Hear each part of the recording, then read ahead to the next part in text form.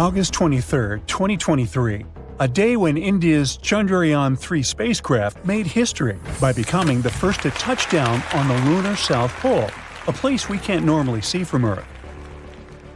What makes this lunar hideaway so fascinating to scientists? Well, it turns out it's hiding something precious – lunar ice. This place is believed to be more abundant with this ice than what we found up north. And it's not hard to see why scientists are so buzzed up about it. It's a frozen water source, and it could become our key to building a permanent lunar home, or even fueling missions all the way to Mars. Scientists knew about this ice for over 2 decades, since the NASA spacecraft accidentally stumbled upon it during one of the missions. Then in 2018, NASA triumphantly declared that they're 100% sure about it. They said that the south pole of the moon is abundant with water. Now picture this. Future lunar settlers could tap into this water supply. It could help us sustain life in the barren lunar landscape. Plus, by cleverly splitting the water into oxygen and hydrogen, we could receive both air and rocket fuel. All this will make moon missions more feasible and self-sustaining. It's also a great glimpse into the past. This ice, maybe as old as the moon itself, could unlock the moon's and Earth's deep mysteries. But it turns out that water isn't rare in space at all. There might be lots of planets out there where life could thrive. We know this because we started finding water vapor around stars, and this water is remarkably similar to the water in our own solar system. This discovery suggests that the water on Earth originally came from space. Water forms around stars in the cloud of extremely hot vapor. Then it turns into ice and sticks to tiny dust particles.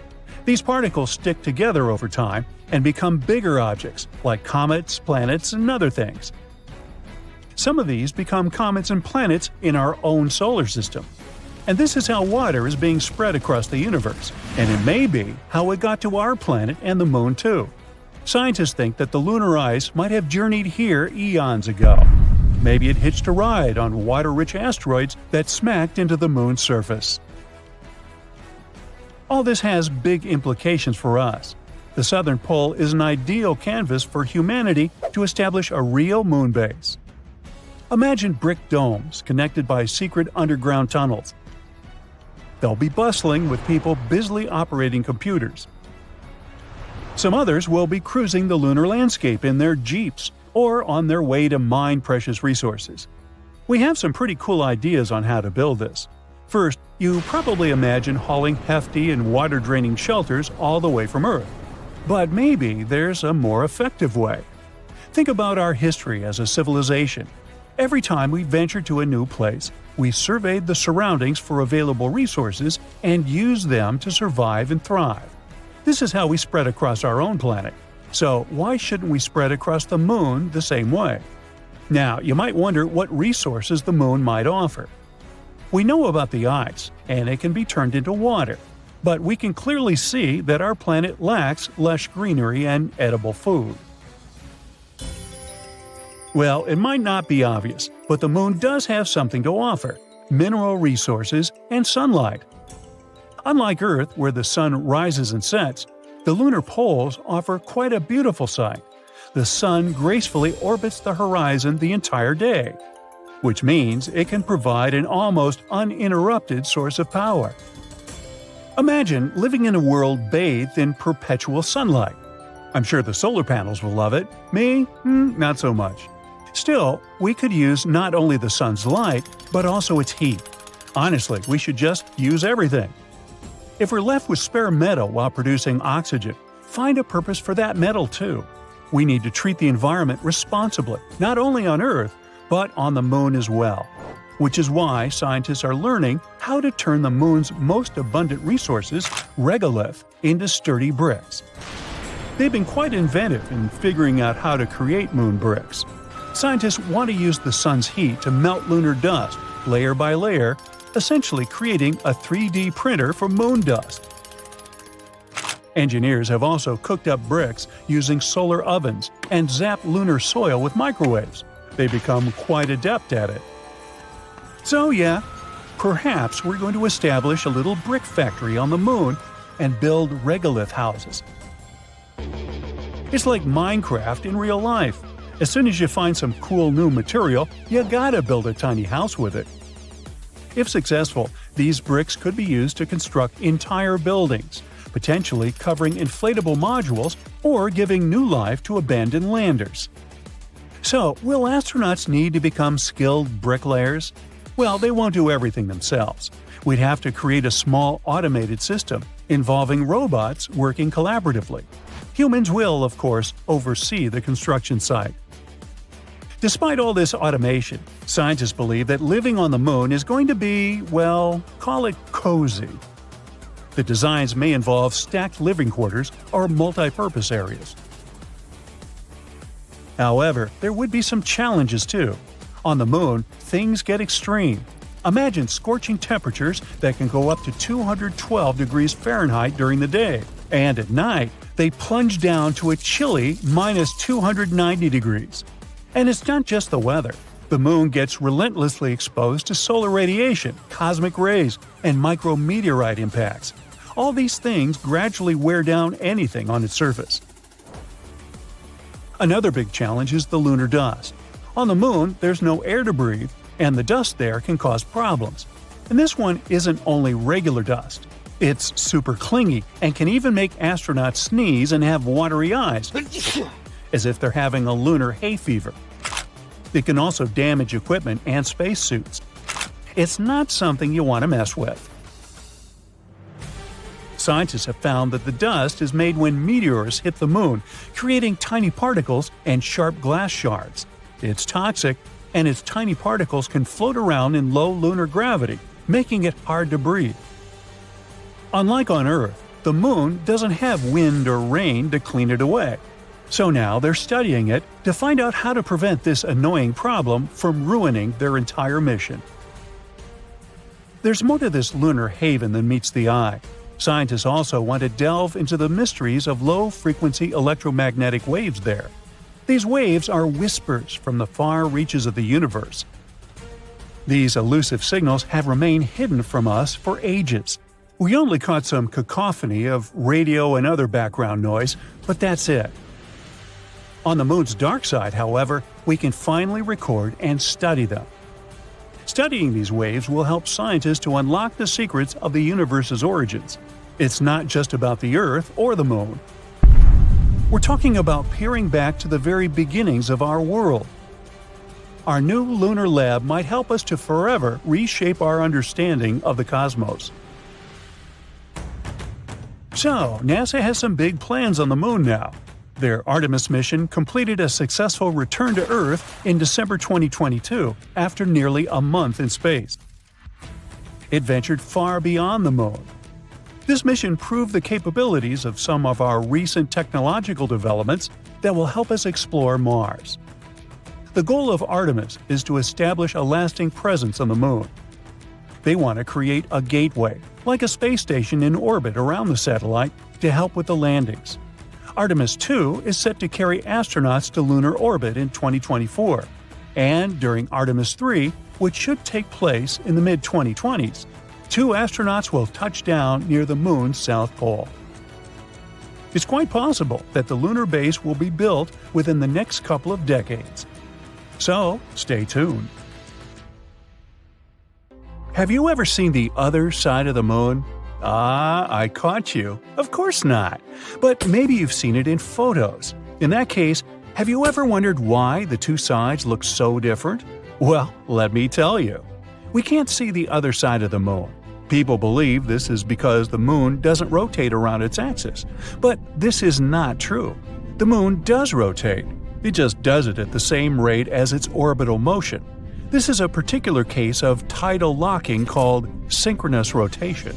The first time we ever saw a far side was only in 1959, all thanks to the Soviet Luna missions and later the US Apollo program.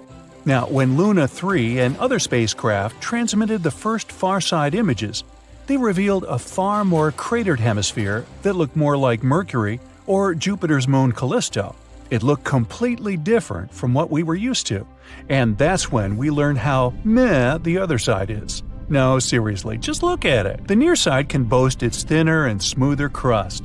These beautiful dark splotches are called lunar mare, the last remnants of ancient lava flows. And when I say ancient, I mean it. They're more than 3 billion years old.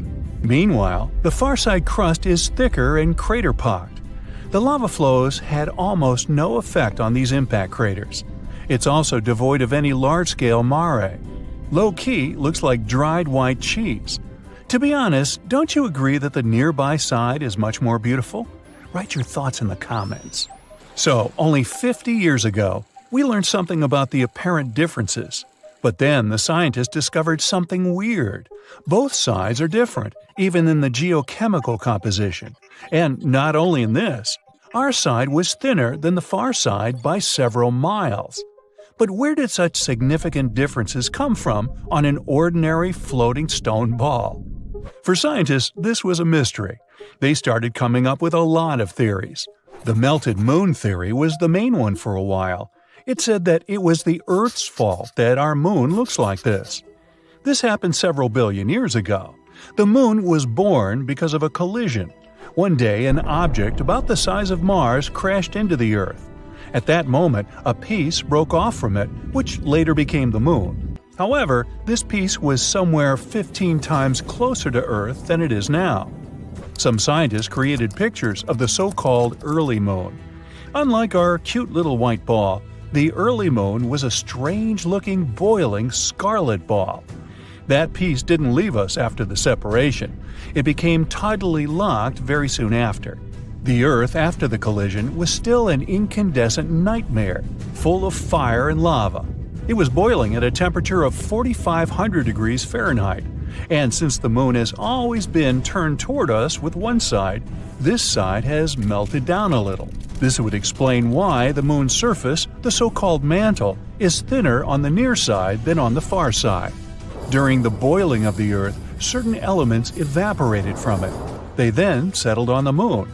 This would explain the difference in geochemical composition between the two sides. But there was a plot hole in this theory. If that's what happened, then where did rare foreign chemical elements come from, such as unusual isotopes of phosphorus, potassium, or tungsten? The nearby site is full of them, and they couldn't have come from the Earth. There were also other theories. Another one said that initially we had two teeny-tiny moons. Later they merged into a big one, hence the difference in their composition. But this theory sounds a bit crazy, and it has a plot hole too. For example, the transition between the two sides is way too soft. If our moon was actually two tiny moons, this transition would be more abrupt. So scientists were kind of at a loss on this one. But recently, they finally figured out what really happened to the moon, all thanks to NASA's Grail orbiters. They spent over a year whizzing around the moon, mapping it out, and studying its composition. Using this data, scientists have created around 360 computer simulations. They contain different impacting objects of many sizes, traveling at different speeds. Scientists were comparing the results with our current moon. They tried to determine which result was the closest to what we have today. And so, they finally solved this 50-year-old mystery. The answer lies in a collision with a dwarf planet. This collision occurred 4.3 billion years ago.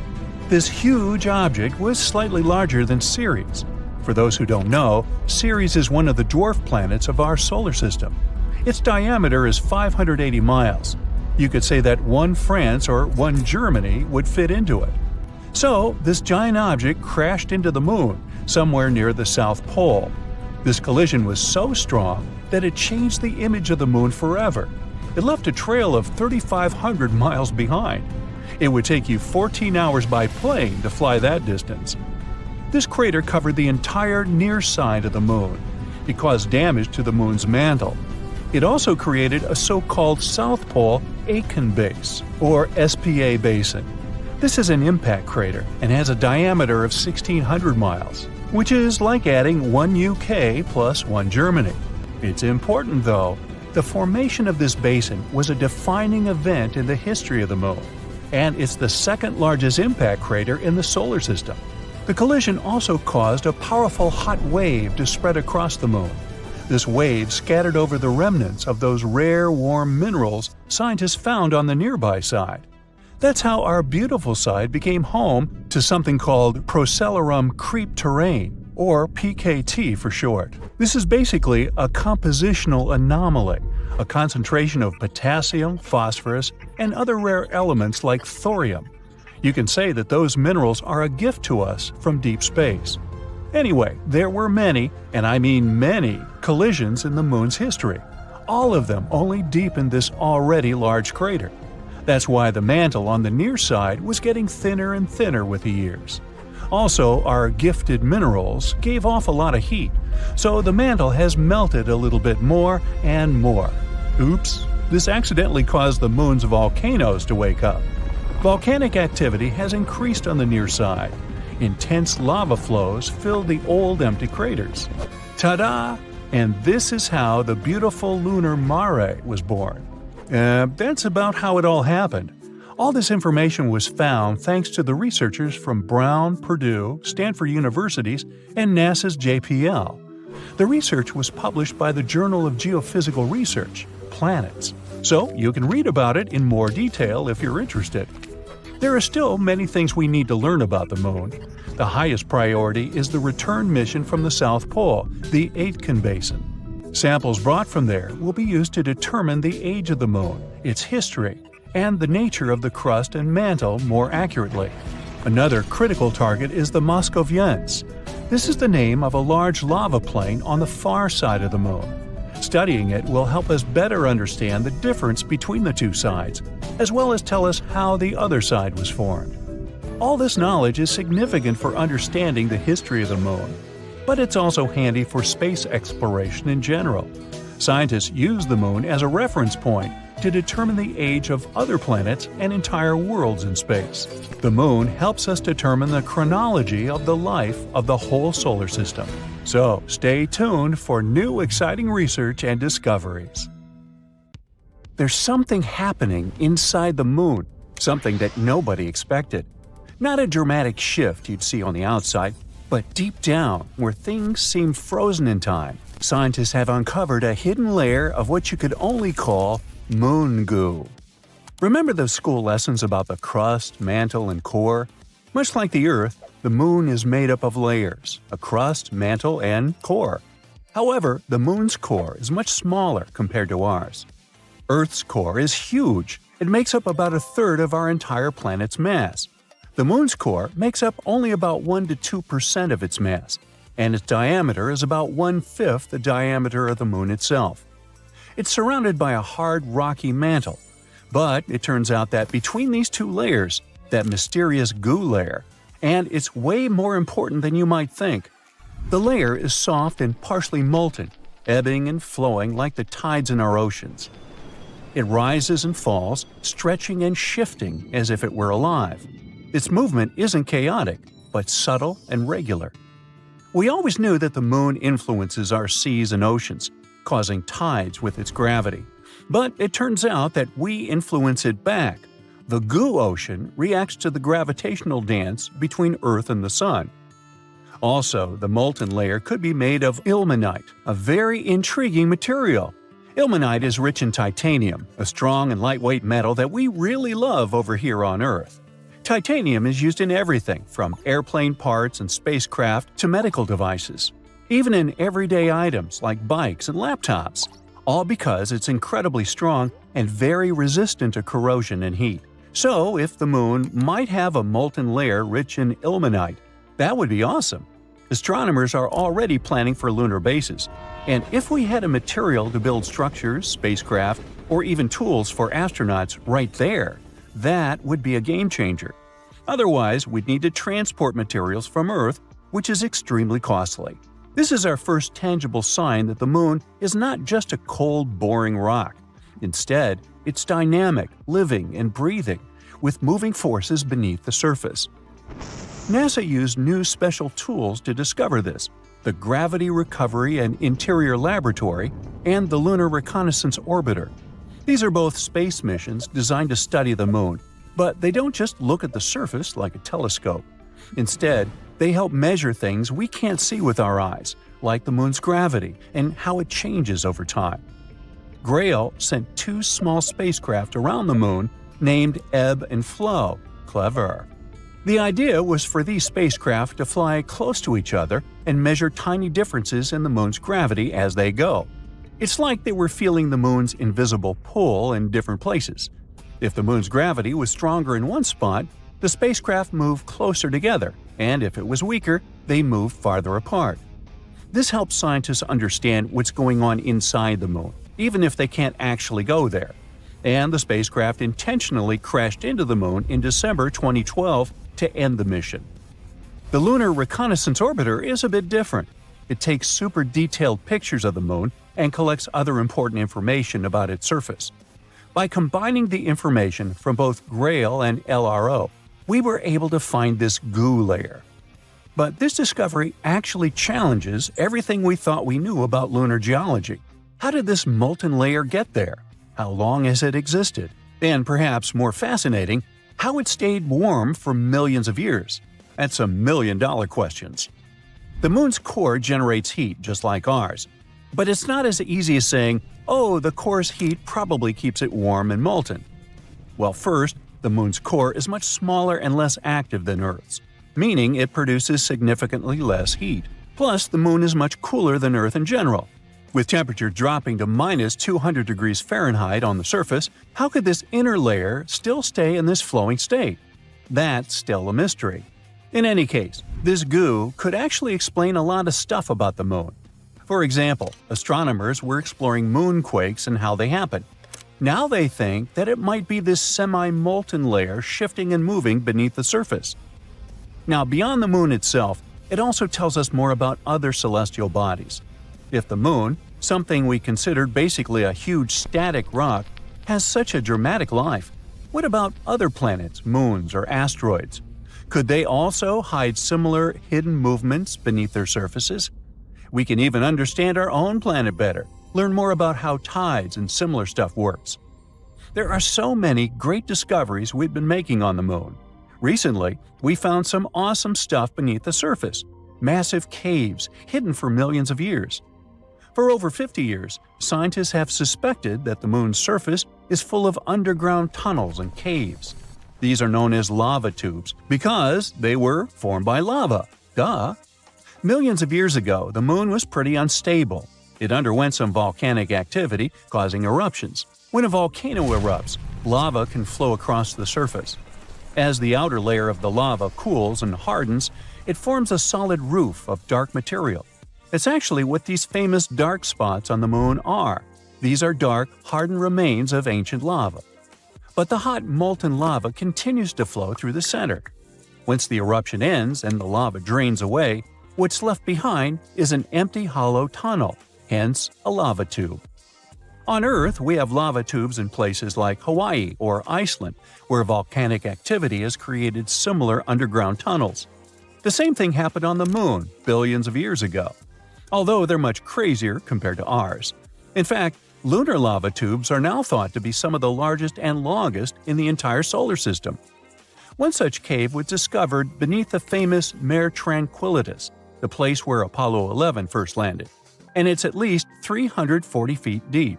Now, all these lava systems have remained hidden just beneath the surface, untouched for millions of years. Only now, they finally managed to prove their existence.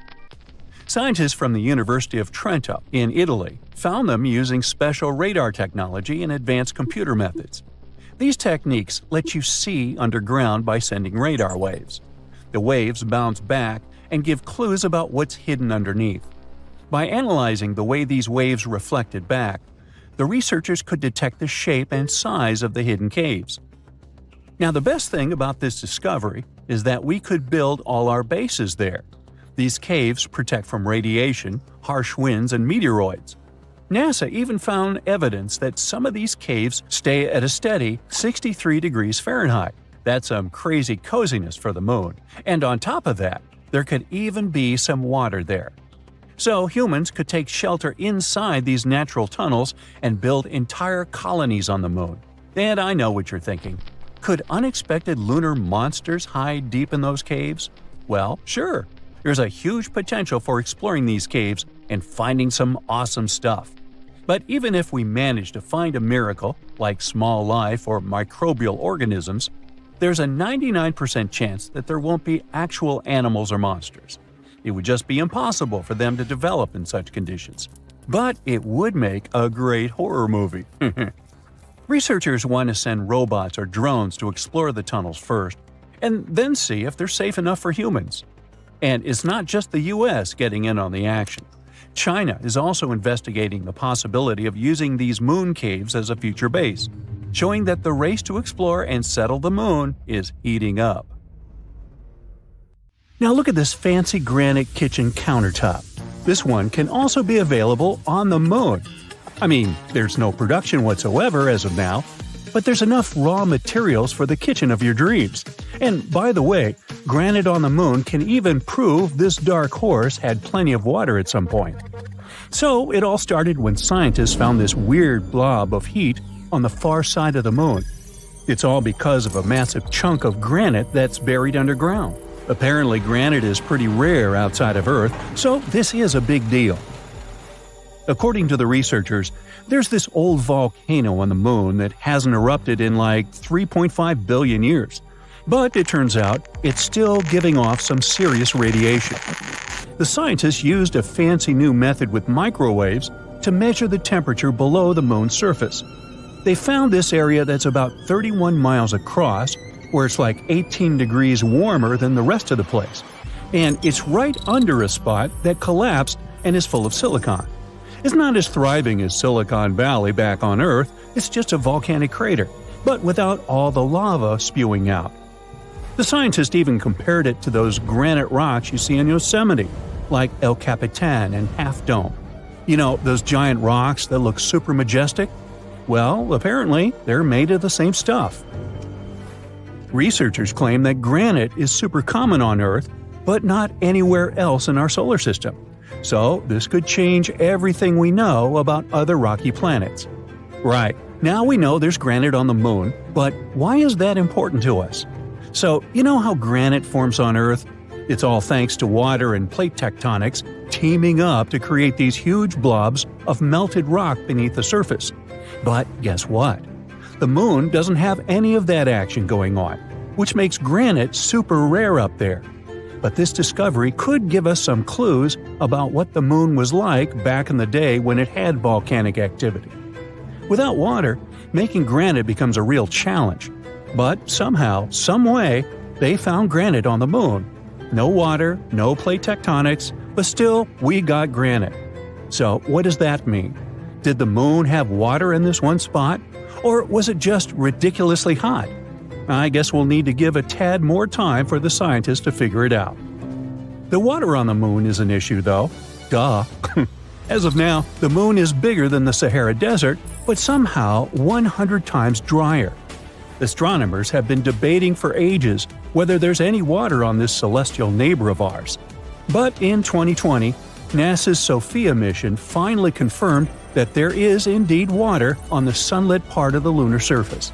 Turns out those grains of lunar dust have little molecules of H2O hanging out on them. Back in 1645, when people first started gazing at the moon, they were fascinated by these dark spots all over its surface. Dutch astronomer Michael van Lengren even made a map and called these spots Maria, which means seas in Latin. Sorry, Michael, they're just actually plains of basalt from ancient volcanic eruptions, but we still use the term Maria today. In 1892, an American astronomer named William Pickering discovered that the moon has practically no atmosphere. No clouds, no atmosphere, no chance for water to stick around. So, scientists started thinking that the moon was as dry as a desert. But then, in the 1960s, a theoretical physicist named Kenneth Watson came along with an idea. He suggested that water ice could actually exist in the shadowy craters of the moon that never see sunlight. These areas are called permanently shadowed regions. It was a mind-blowing concept at the time.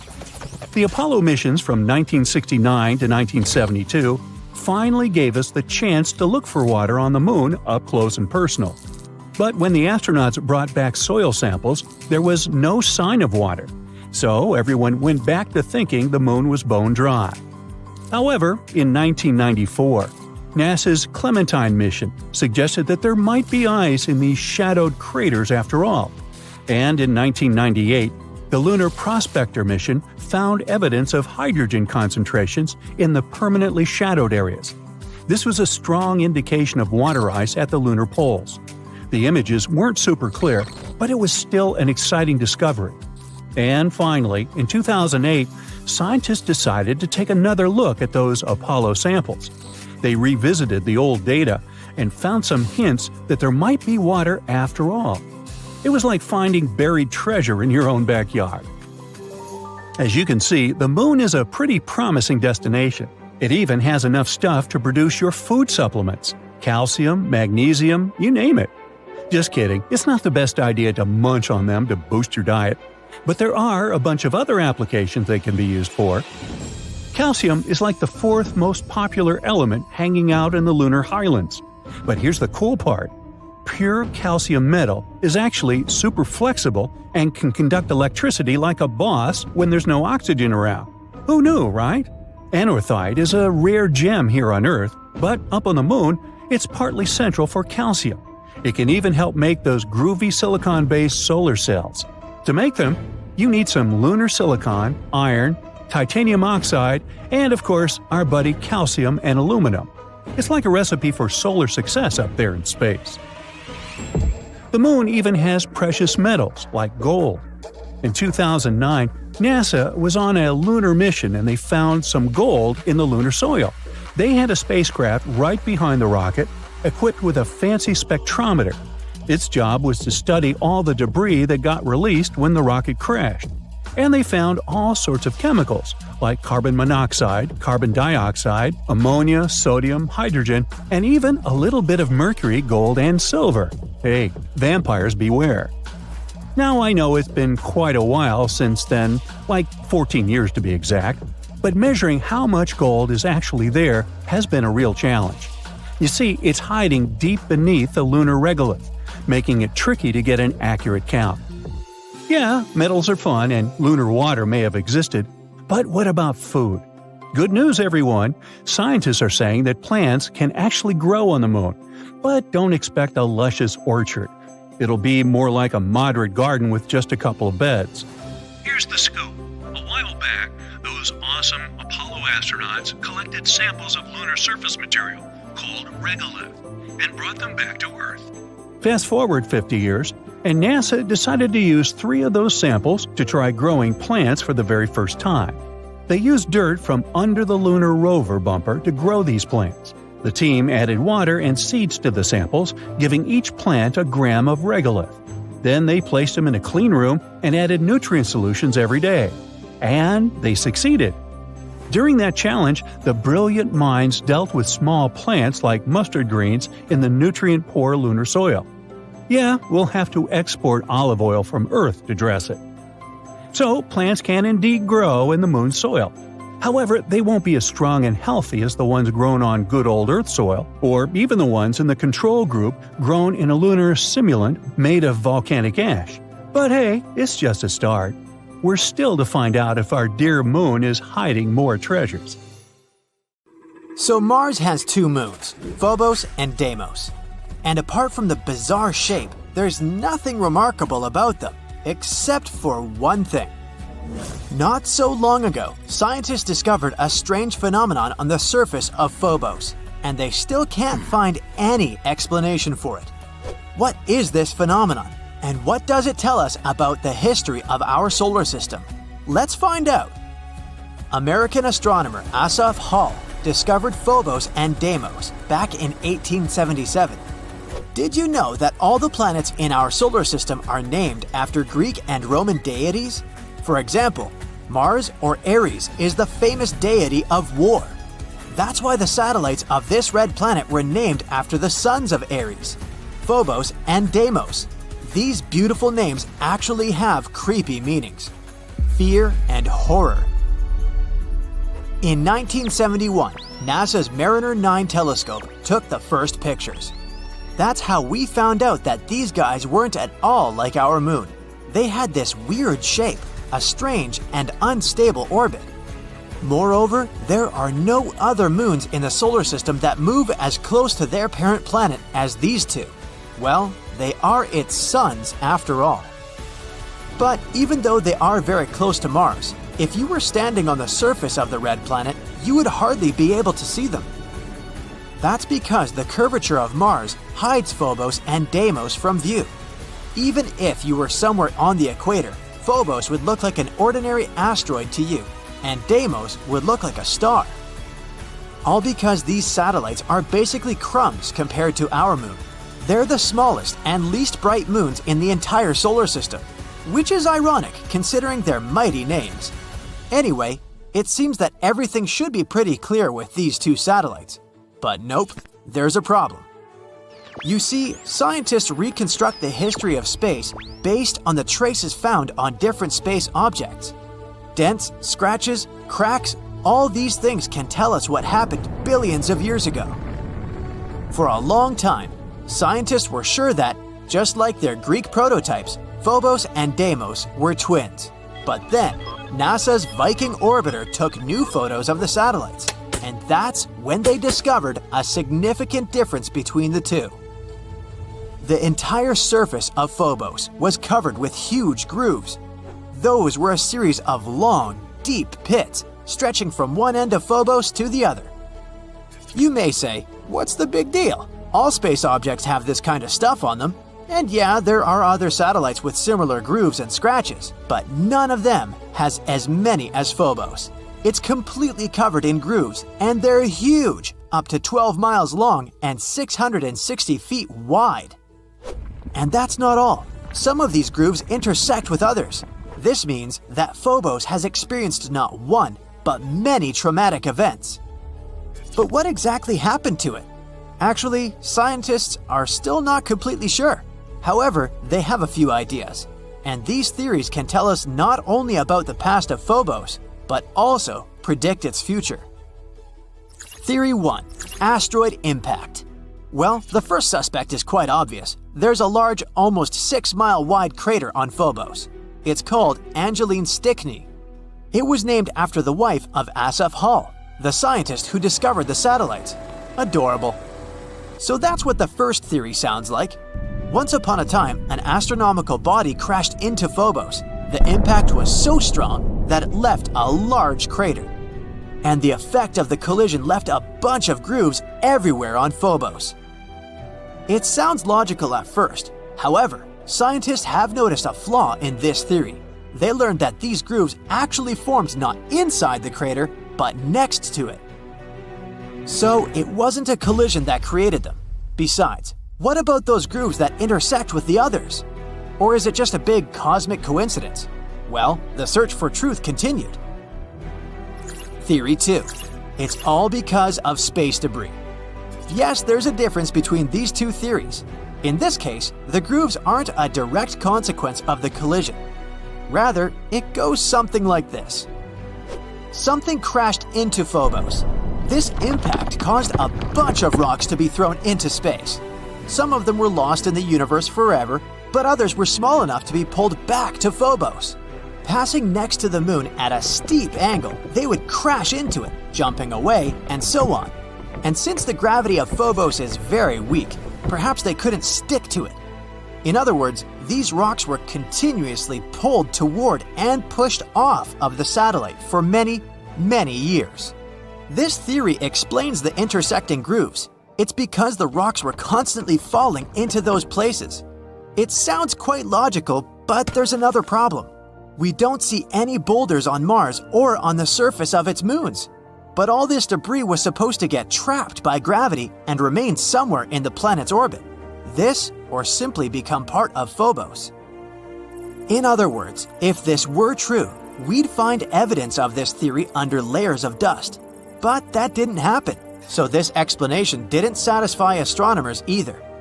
Therefore, they continued to look for the culprit.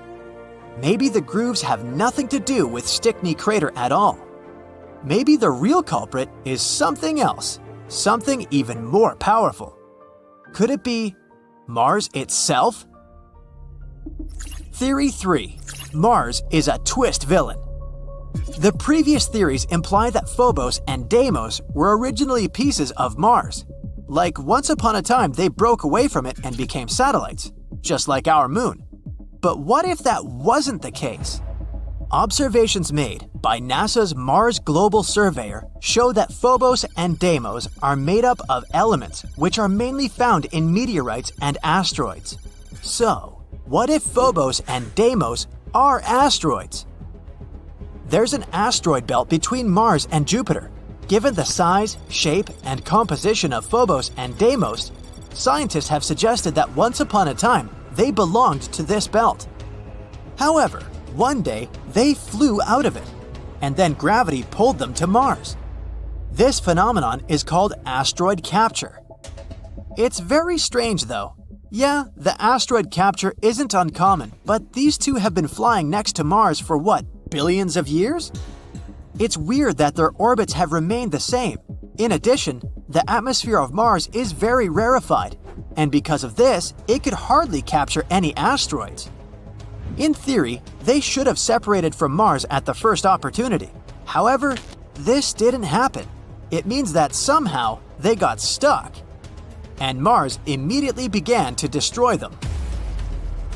Yep, an unexpected twist. In this version, Mars turns out to be a villain. By studying the past, we've found some evidence of future crimes. The mysterious grooves of Phobos could be caused by tidal forces between Mars and Phobos.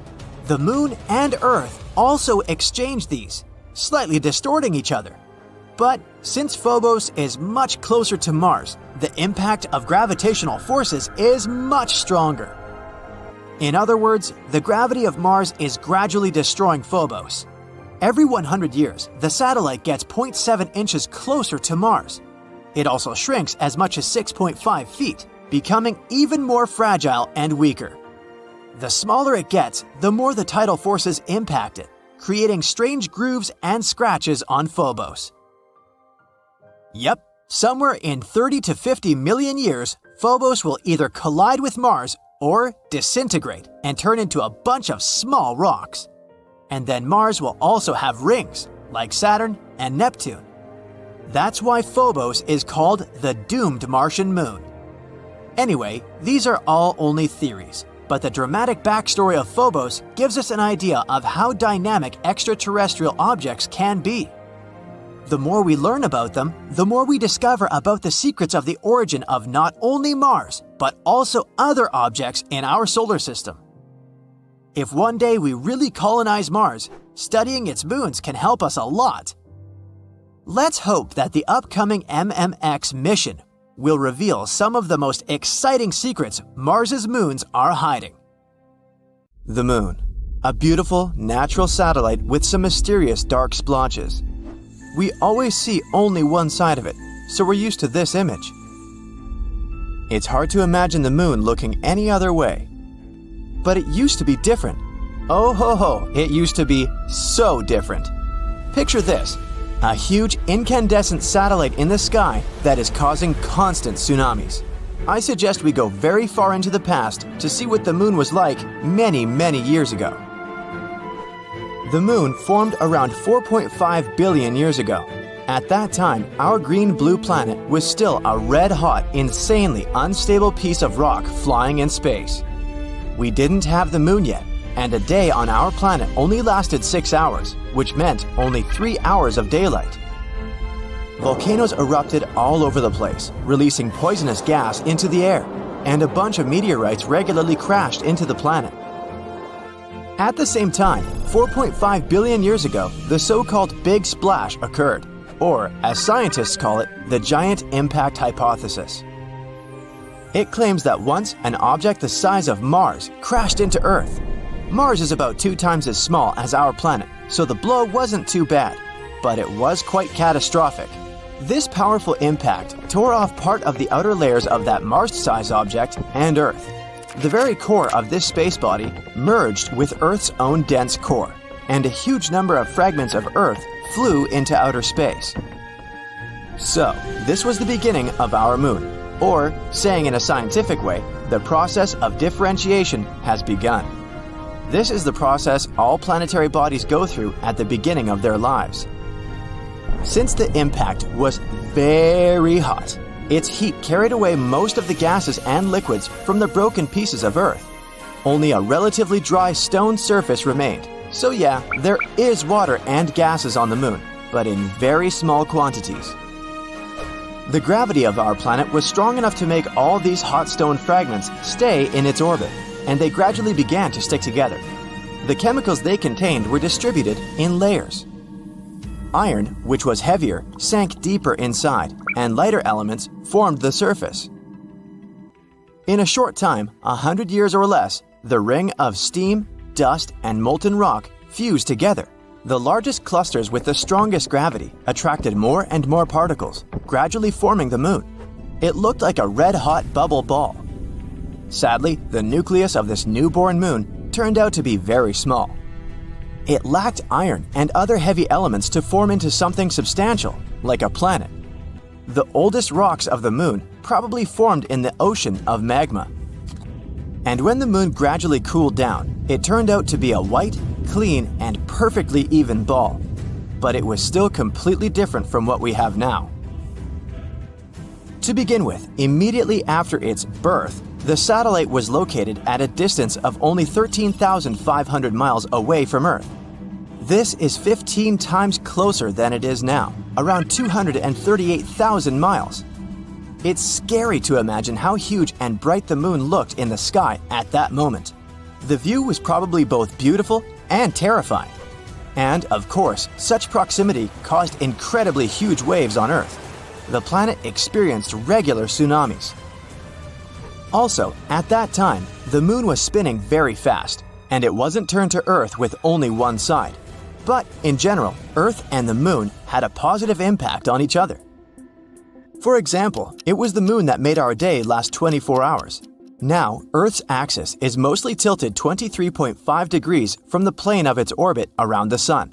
Without the moon, Earth rotated rapidly, but thanks to the satellite, the planet's tilt stabilized, which led to a wide and pleasant variety of climates on Earth.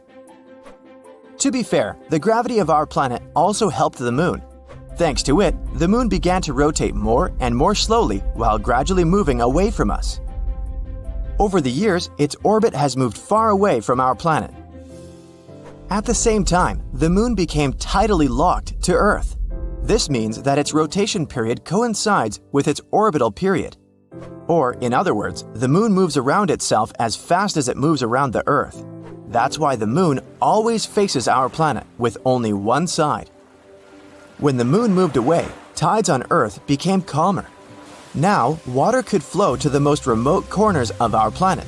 It was then that life appeared on Earth. But back to the evolution of the moon itself. What was happening on its surface after its formation? The next stages of the moon's development were childhood and adolescence.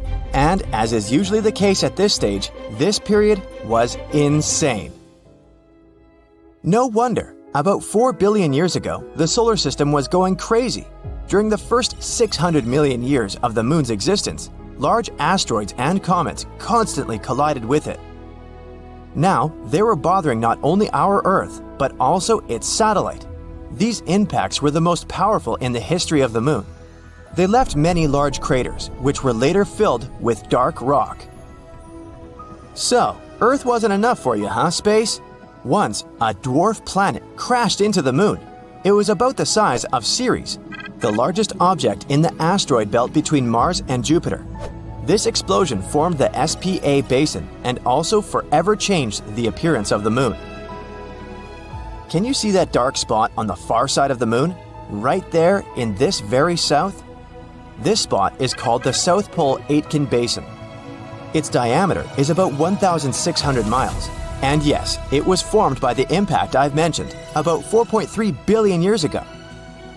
This planet brought with it a bunch of complex and strange chemical compounds that scientists are now finding all over the far surface of the moon. These compounds began to emit a lot of heat, melted part of the lunar mantle, and, oops, accidentally woke up volcanoes. The volcanoes began to erupt furiously. A huge amount of magma was distributed over the surface of the moon. Many years later, it cooled down, leaving behind those famous dark splotches that we're so used to. They're called the lunar maria. There are much fewer craters there than on the lunar highlands. But for the last billion years, the moon has been geologically inactive, except for occasional collisions with meteorites. In general, the appearance of the moon changed forever as a result of these events, and, battered and tired, it entered adulthood. But even then, it couldn't get any peace. A bunch of meteorites decided to bother it again. Honestly, it wasn't that bad. There were many collisions, but all of them were quite small. They just left a bunch of craters and pits on the moon and maybe damaged its mantle a little. Some of the collisions deepened already existing large craters. The moon's crust was getting thinner and thinner over the years because of all the chaos going on. And now we call this upper part of the lunar crust covered with craters the lunar highlands. All those white and bright areas of the moon, the highlands. But in the end, the universe finally calmed down, for now at least, and the moon began to look the way it does today. There are still many things we don't know about Earth's natural satellite. There are moments in its history that scientists still can't accurately explain, but they're continuing to study our beautiful satellite. The data about the moon is useful to people not only for its own sake. It gives us a more complete picture of both the history of our solar system and space as a whole.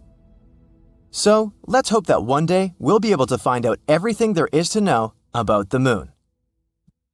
Under your feet, the moon is pulsing. You feel danger with every pore of your body. The lifeless satellite, or so you thought, stays still for a second before knocking you down to the ground with a powerful tremor. Is it a moonquake?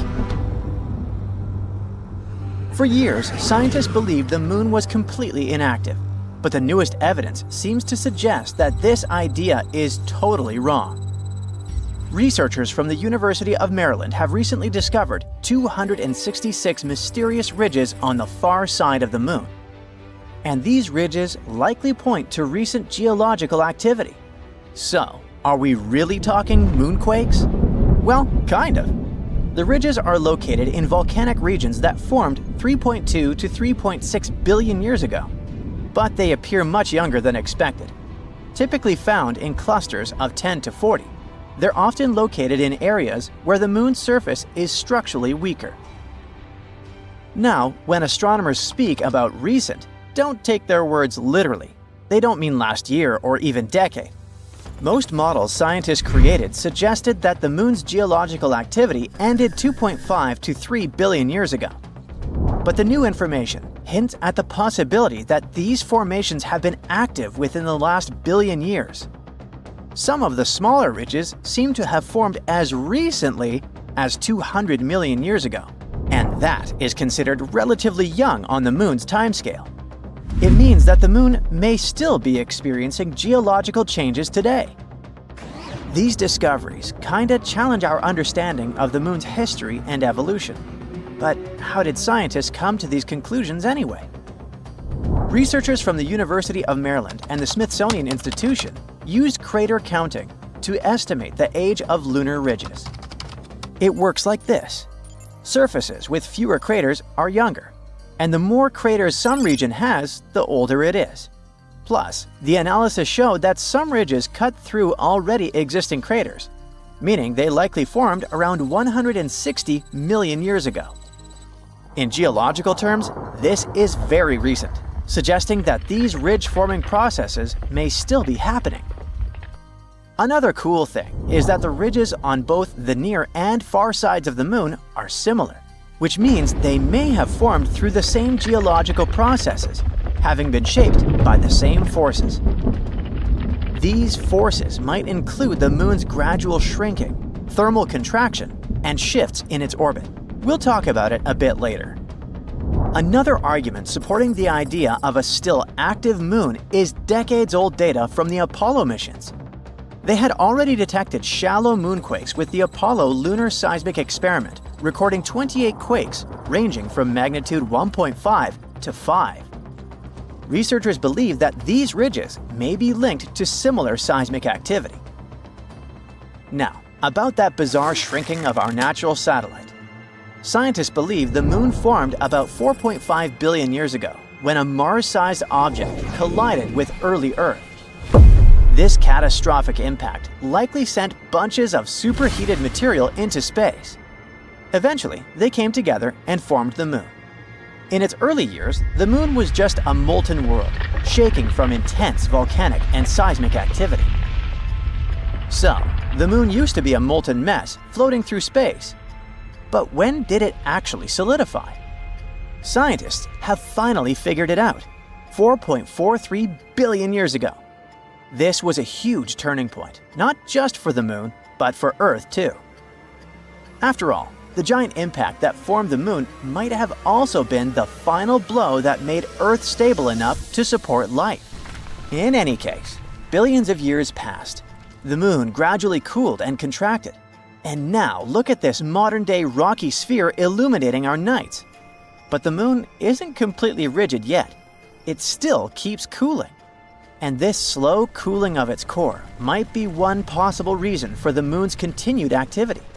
As it cools, the moon's interior contracts, which leads to cracks and shifts in the crust. One of the clearest signs of this contraction is found in the lunar maria. See these large, dark patches on the moon? Those are called maria, areas formed when lava filled ancient asteroid impact craters and then solidified. Then, over time, the cooling and contracting crust created these wrinkle ridges. Another factor of the ongoing geological activity could be the moon's gravitational interactions with Earth.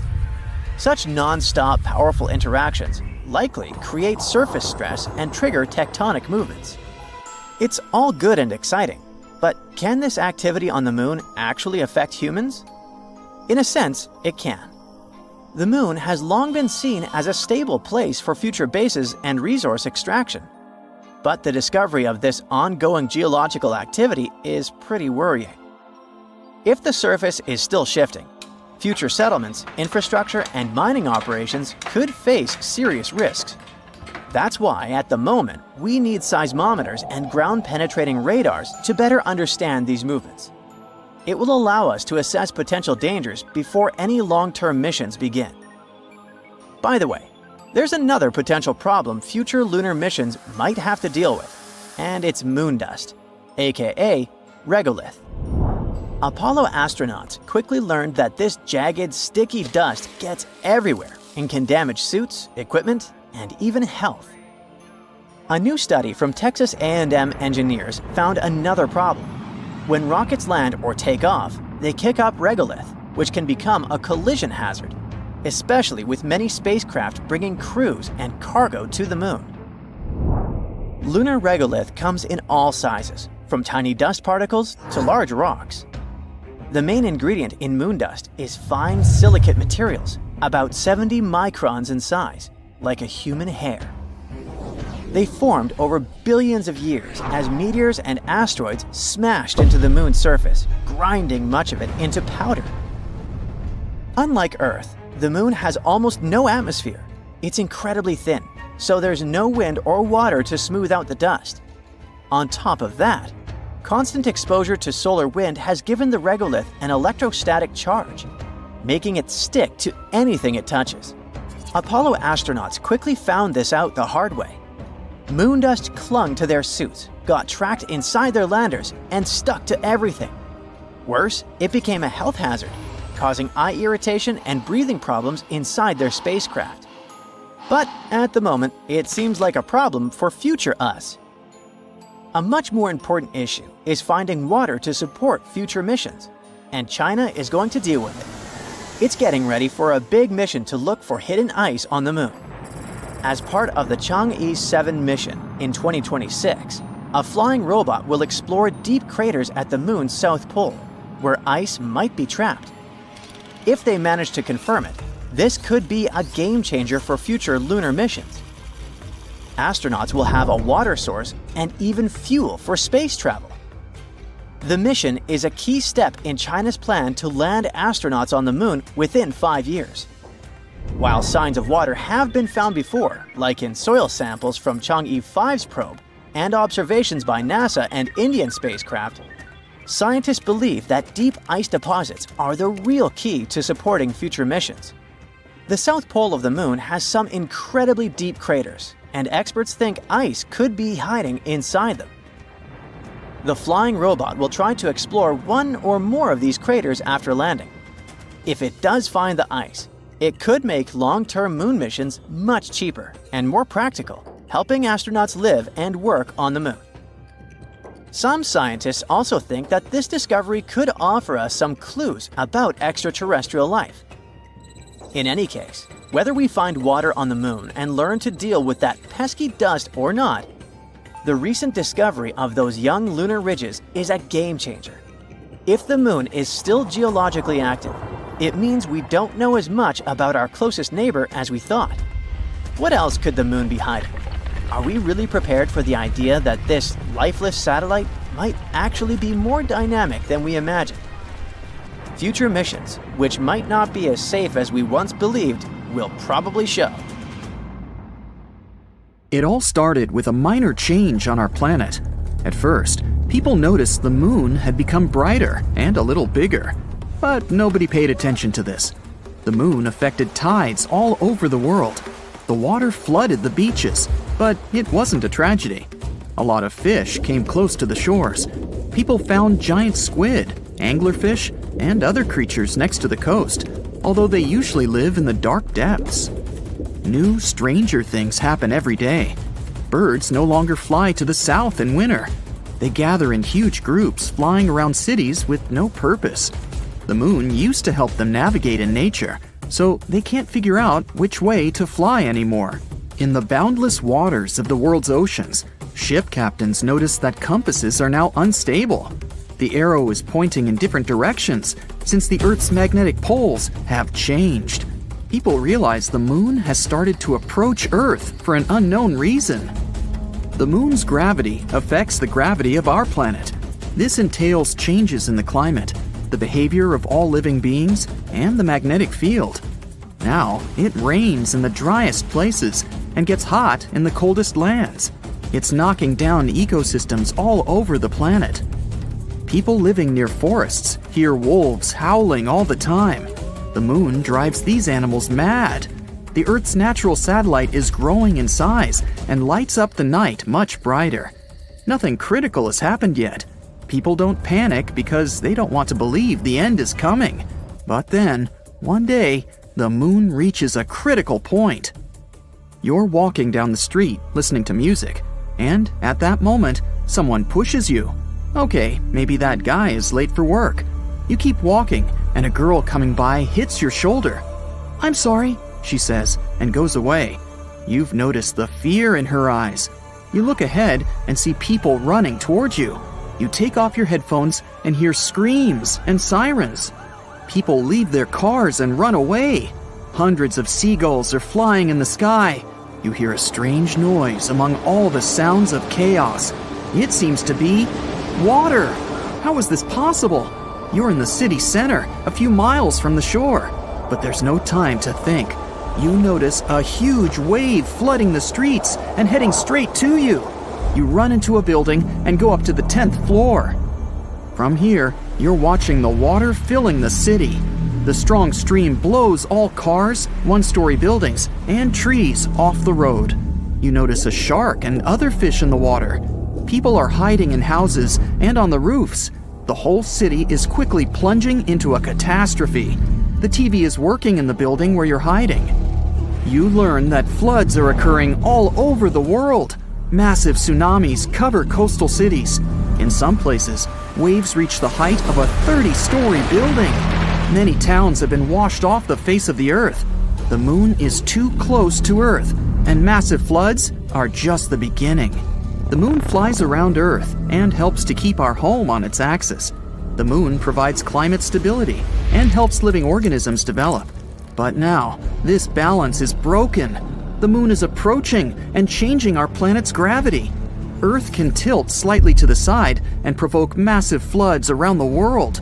Imagine that you're holding a round glass of water. Tilt it a little. See how the liquid moves from one side to another? The same thing is happening now with the oceans. But the Moon is not just approaching us. It's flying around the planet and getting closer with each circle. It causes natural disasters in different locations on Earth all the time. Now the ocean floods one side, and a few hours later, another. So you see all the water going back from the streets to the shore. The oceans may return to the city again by the end of the day. Wait a minute. It seems the end of the day has already come. You notice that the sky has become dark.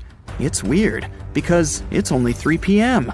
The moon changes Earth's rotation speed and makes the day go faster. The moon covers almost the entire sky and brightly illuminates our planet. You see huge lunar craters. It's so close that you can still see it even when the sun shines. In some places, the passing moon obscures the sun. The water is leaving the streets and everyone goes outside. At this moment, an earthquake begins. The road is cracking and the houses are collapsing. There are landslides on the street. Tectonic plates are shifting all over the planet. Imagine two magnetic balls that are approaching each other. So, one ball is the moon, and the second one is Earth's core. What do you think will happen to what's above the core? That's hundreds of thousands of miles of the Earth's crust.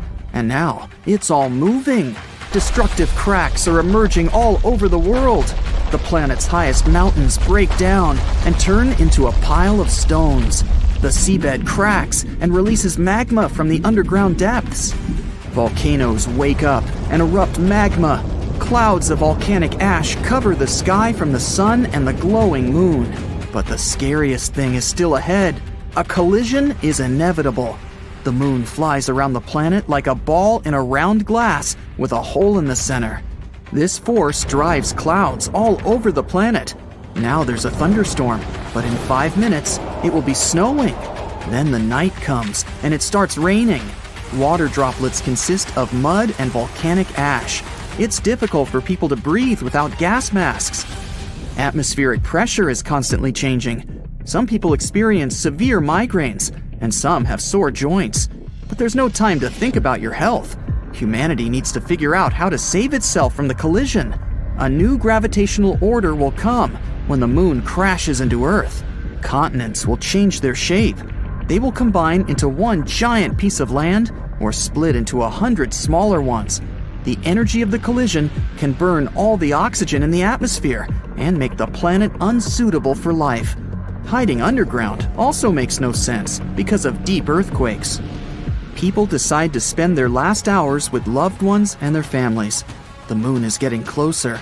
It's now at the same distance as the International Space Station. The moon covers the sky. Many cities are in the shadows because of the waves. Tsunamis, several miles in height, crash down on the ground.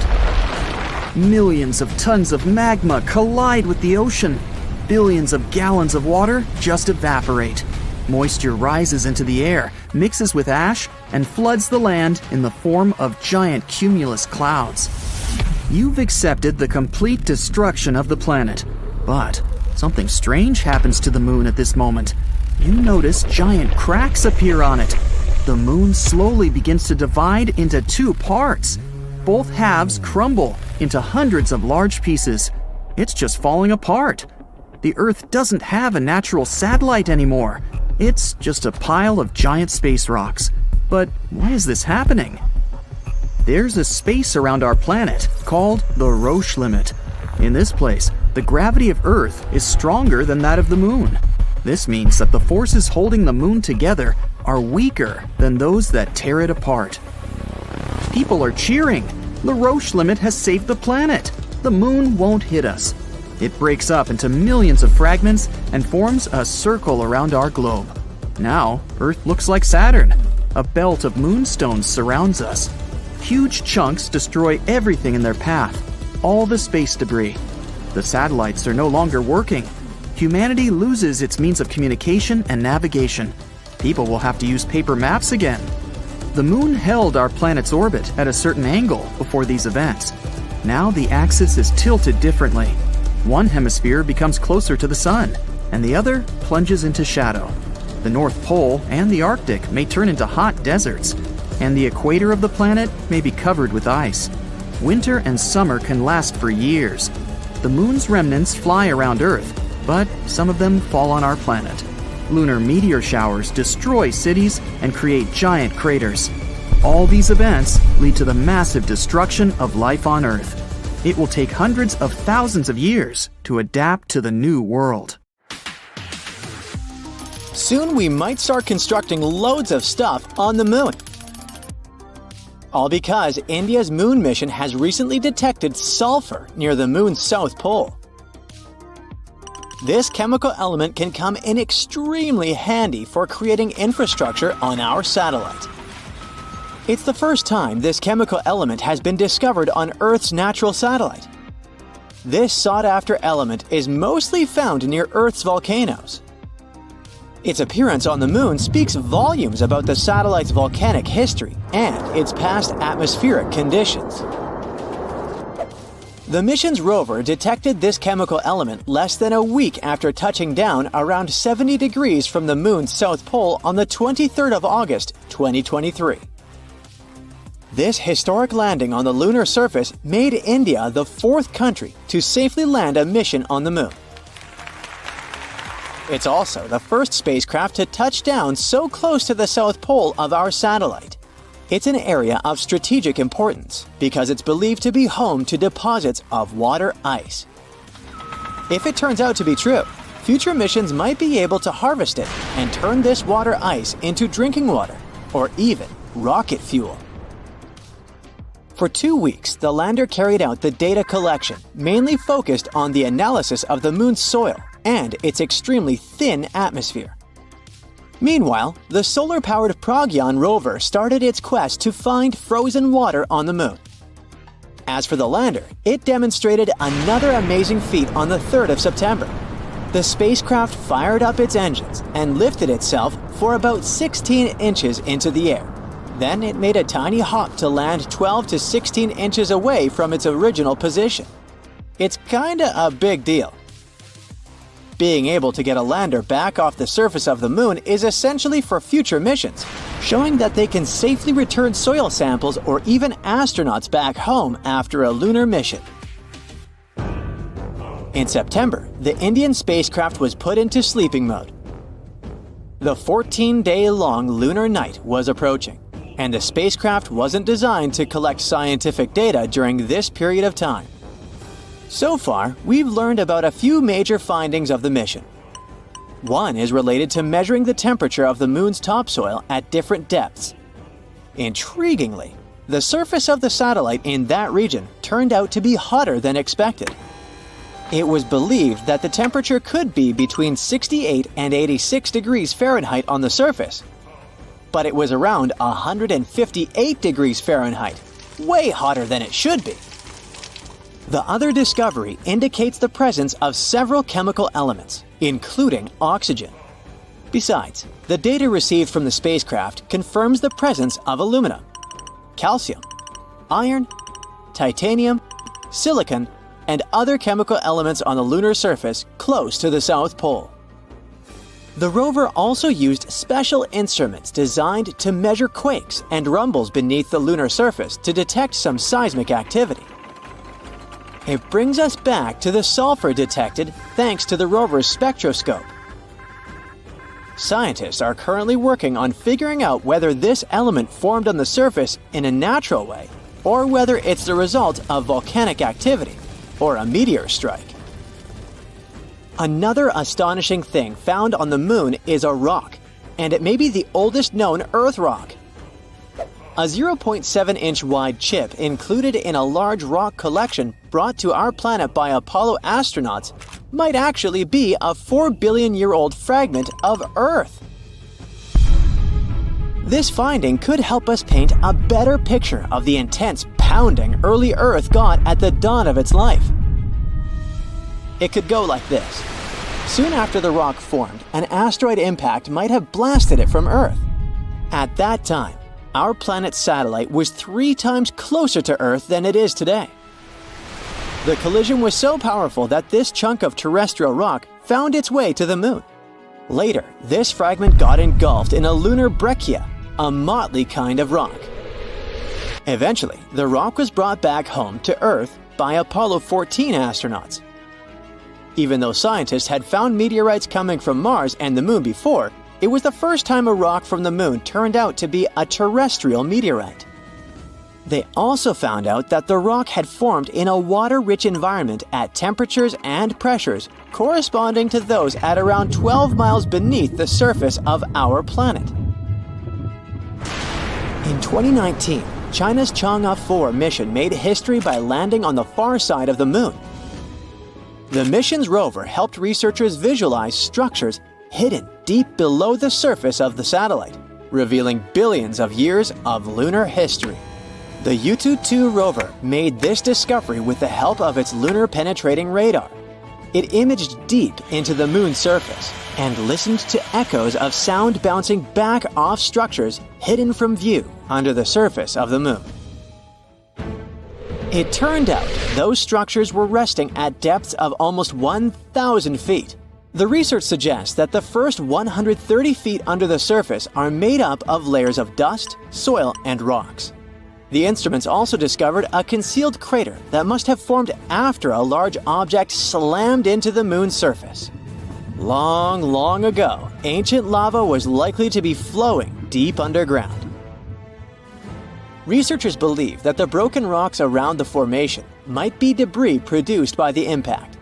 They also found that the volcanic rock layers were thinner the closer they were to the surface. Such a thickness variation of lava flows might mean a decrease in the number and magnitude of eruptions over time. So, lunar volcanic activity gradually dwindled since the Moon's formation around 4.5 billion years ago. On the far side of the Moon, there is one of the largest and oldest impact craters in our solar system, the South Pole Aitken Basin. Unfortunately, from Earth, you can only see its outer rim, which looks like a huge chain of mountains.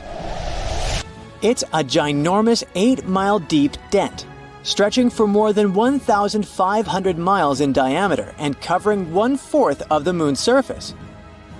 Astronomers are sure that this crater appeared when an asteroid collided with the Moon around 4 billion years ago.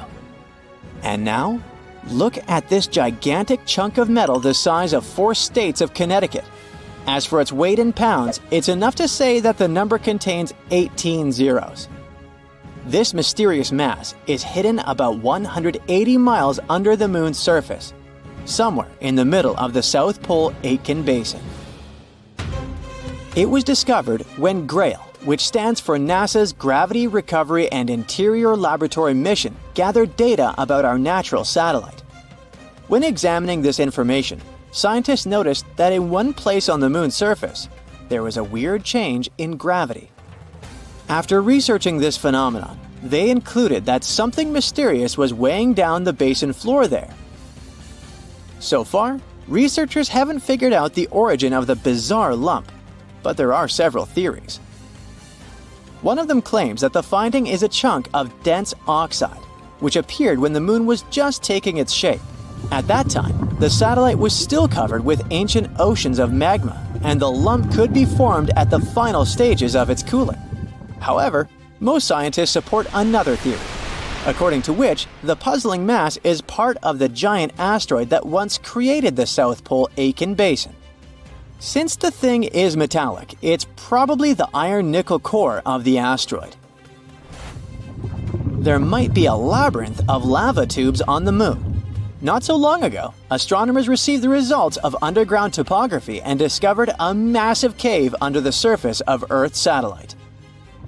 It could be the result of the lunar volcanic activity that happened more than 3 billion years ago. Streams of lava hardened, creating a thick, hard crust on the outside. But inside, it kept flowing, melting the rock and creating tunnels and caves. Numerous small pits in the Moon's surface discovered by NASA seem to be the openings to such lava tubes. If this theory is confirmed, the underground tunnels might serve not only as a convenient location for human-crewed space missions, but also as much-needed water sources for astronauts. Our moon exploration project started out in 1969. Sure, There have been some problems along the way, but astronomers are certain we'll get back up there pretty soon and with better knowledge and technology.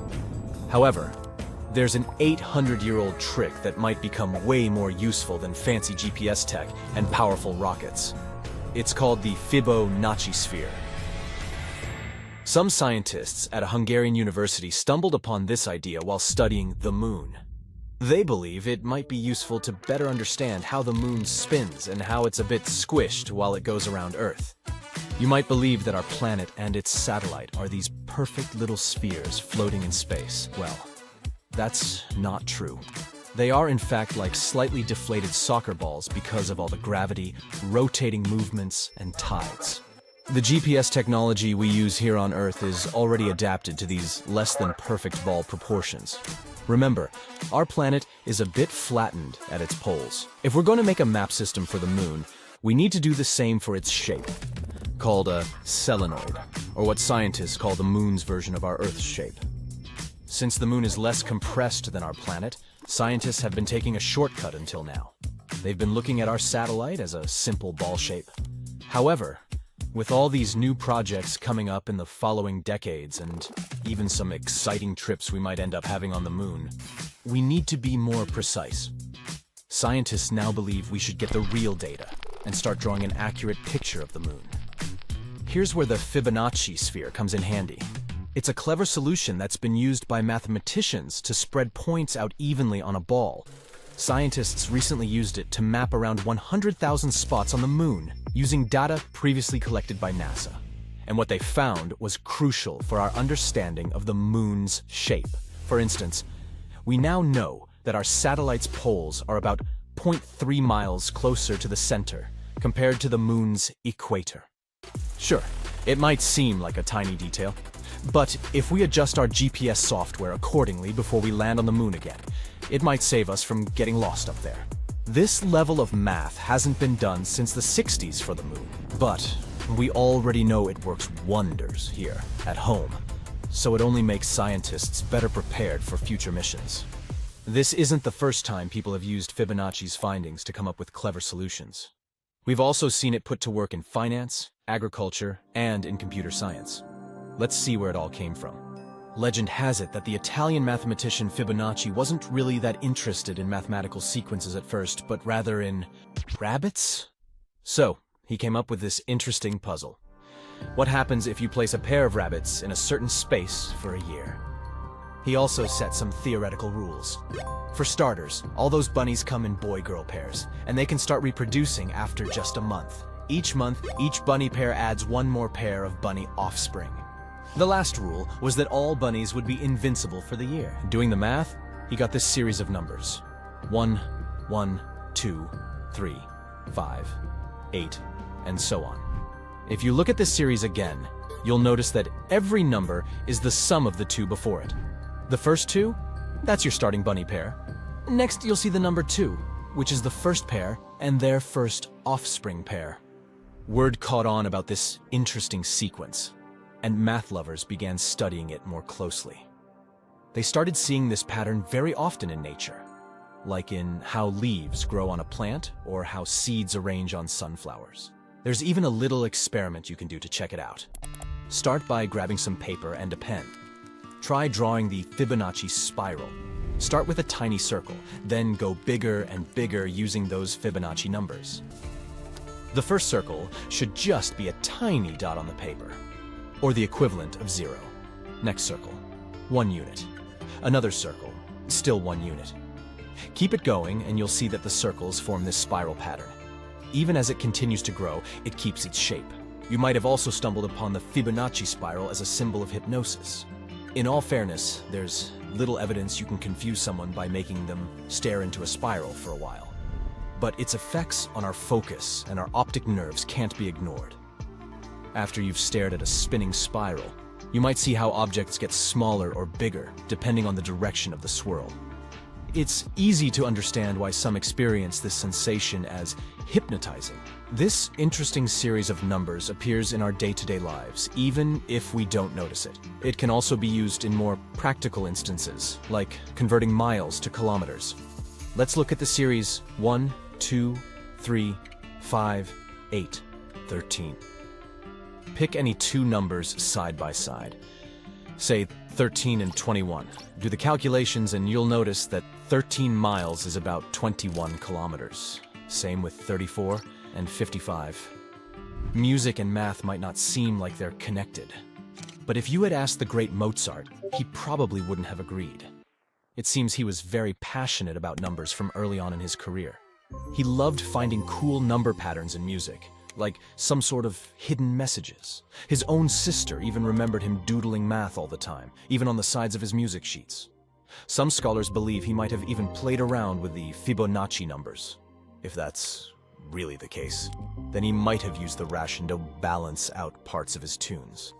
What about other types of art? Well, it's also said that Leonardo da Vinci used the golden ratio in his masterpieces, like the Vitruvian Man and the Mona Lisa. Also, when it comes to great pieces of architecture, the Parthenon might have used this pattern too. Anytime you see buildings with columns spaced just right, you can be certain that's where the builders drew inspiration from. The Great Pyramid of Giza is another great example. There's no official record to prove it, but the pyramid's shape is so close to the golden ratio that it's kind of obvious. You'll also see this pattern appearing naturally in our environment. Go out in our garden and check to see if you have any pine cones lying around. See those scales? They're set up in a pattern according to the Fibonacci sphere. Even the bones in our body seem to be growing based on the same proportions. We've got one torso, one head, and one heart. Then there's stuff that comes in pairs. Our arms, legs, eyes, and ears, for instance. For the number 3, think about the composition of our limbs and the 3 main sections in our hand. The wrist part, the middle palm part, and our fingers, which are also split into 3, by the way.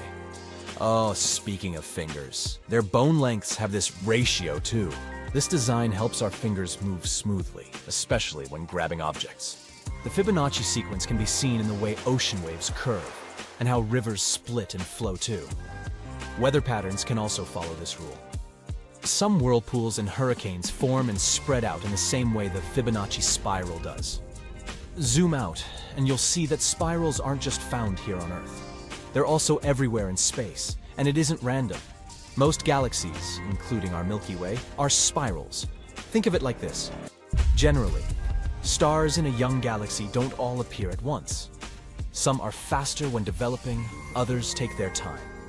This makes gravity pull in different ways, making the young galaxy spin like a disk.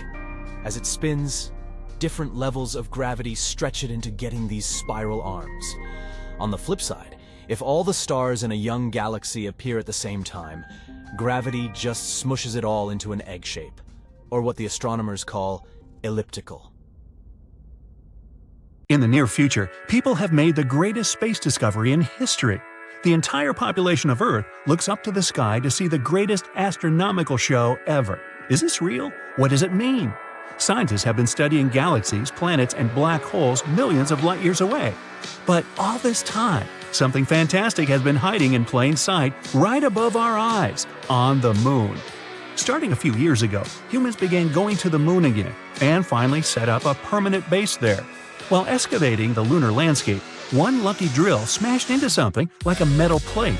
It turns out that metal contains polycarbonate, aluminum, gold, and silver. That's very similar to something humans already have on Earth. It's basically what CDs are made out of. People start going excavation crazy. Who knows what else is down there?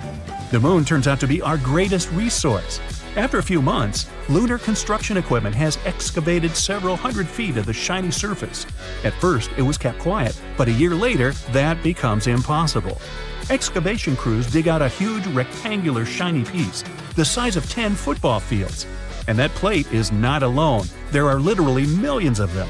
After a little more research, scientists discover that the entire surface is covered with this strange material. People gaze up every night at the unusual moon in the starry sky. It glows a little brighter than before. You only need the most ordinary telescope to see that things are about to get weird. The excavation work isn't complete, but scientists have concluded that the moon is a huge disco ball. Who created it? For what? And what does this mean for us humans? No one has any answers. Soon, humans managed to dig up more than half of the moon. In some places, the plates are too deep to get to. They're stuck under mountains. In other places, the plates of the disco ball lie directly under the surface. Somehow, even with this crazy discovery, the properties of the moon haven't changed in any way, except that it's become brighter. Attempts to dig deeper, to pierce through the plates, are hopeless. The layer of polycarbonate and metal alloys is too thick and seems to go deep into the core of the moon. Some scientists suggest that if the moon's surface resembles a CD, it might just mean that there's some information recorded on it. That would change the course of history. They decide to build a laser reader to see if the moon really is a whopping big CD. Meanwhile, the drilling continues. On the dark side of the moon, which isn't always dark by the way, people find a small crater. Surprisingly, there's no shiny material inside. This perfectly round hole looks like a dried-up lake. At first, everyone assumes that there was a plate there. It just must have flown off somehow. But then, why was that crater so perfectly round? After a little more investigation, diggers find something that looks like plastic. What's that all about? Then, unexpectedly, the digging stops. The huge rig smashes against a thick alloy of unique durable plastic. There's a perfectly round plastic disc hiding inside the crater, the only one on the entire moon. It becomes clear that this huge disco ball was created by something billions of years ago. It's been covered with cosmic dust ever since. IT specialists scan the entire lunar surface with the help of satellites. They find something. It looks like there's a complex electronic system hidden under the disk. If you look at the moon as a whole, the crater starts to look an awful lot like, well, a button. Time to press play on the moon. To understand what's going on there, scientists try to get through the plastic layer. While they're doing that, there's an accident. An automatic drill explodes under insane pressure. The blast is so strong that it activates the button. All of humanity freezes in fear. There's silence, real silence. Then, it happens. The moon starts to rotate ever so slowly on its axis. Then, hour after hour, it rotates faster and faster. There's a mad rush to get everyone off the moon. Soon, it'll be spinning too fast to take off from safely. A lot of people fly halfway across the planet, where it's night, to see what's up with the moon. Every TV channel, website, blog, vlog, live stream, everyone's broadcasting the same images, those of the great disco ball in the sky. The moon begins to spin so fast that all the loose rock and sand on its surface gets scattered in different directions. Some lunar fragments fall on Earth and create an incredible meteor shower. The moon is spinning faster and faster. Now it looks like a real disco ball. The night sky is lit up with bright rays of white. It's incredible. People are ecstatic, amazed, delighted. But a moment later, all of humanity descends into a deep state of fear. Astronomers report that the moon is approaching Earth. When it gets too close, Earth's gravity will destroy it, and the giant crushed-up disco ball will smash into our planet. Every hour, the moon gets bigger in the night sky. Floods are starting to break out all over the world. People dust off their underground bunkers and get inside. There's no time to blast the moon with a rocket or anything like that. This could be it. The moon creeps closer and closer to the Earth's atmosphere. Then it stops, and nothing happens. Incredible! The disco ball isn't affected by our planet's gravity.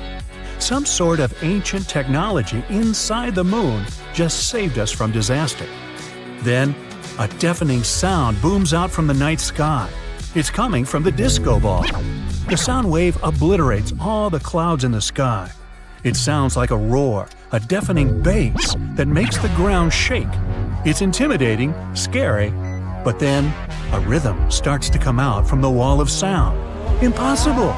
There's music coming right out of the moon. Then some plates start to change color. They turn purple, pink, blue, green. It looks wild. The different color rays dance around on the Earth's surface. It gives everyone an insane energy boost. Everyone wants to be outside with friends, neighbors, anyone. One moment, you're standing under a green glow, and a second later, everything around you gets lit up in pink. The incredible light show creates an unbelievable desire to dance. DJs around the world team up to record a whole new sound that mixes with the moon's music. They call it MLB, the moon light beam. People all over the world go out into the streets and kick off the biggest party ever. Scientists now think that billions of years ago, our planet was inhabited by huge intelligent beings, the size of Mount Everest. They wanted a party and set about creating a huge disco ball. Then these creatures moved on to another planet. Earth was getting kind of cramped, and the disco ball was simply forgotten. Over millions of years, dust and rock obscured it from view. For several months, the moon continues to spin, and DJs keep pumping out music. People start to get a bit tired of the whole thing. They want a bit of silence and a calm, starry sky, not a glittering moon disco ball. Humanity starts experiencing mass insomnia and dizziness. All flights are grounded because the bright-colored flashes make it impossible for pilots to see properly.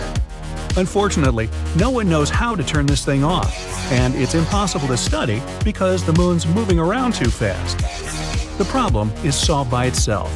The ball stops and returns to its orbit. It's possible that it just ran out of battery.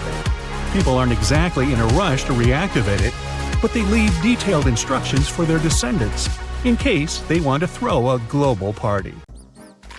Okay, I officially give up on the hope that the moon is made of cheese after all. Wow, not even Gouda. The shiny lunar ball, or a curved banana, or half of a coin, depending on what phase it's in, has different layers inside, just like Earth. One of these layers is called the inner core. About 20 years ago, scientists were observing how the moon rotates. Using that data, they concluded that it had a fluid outer core.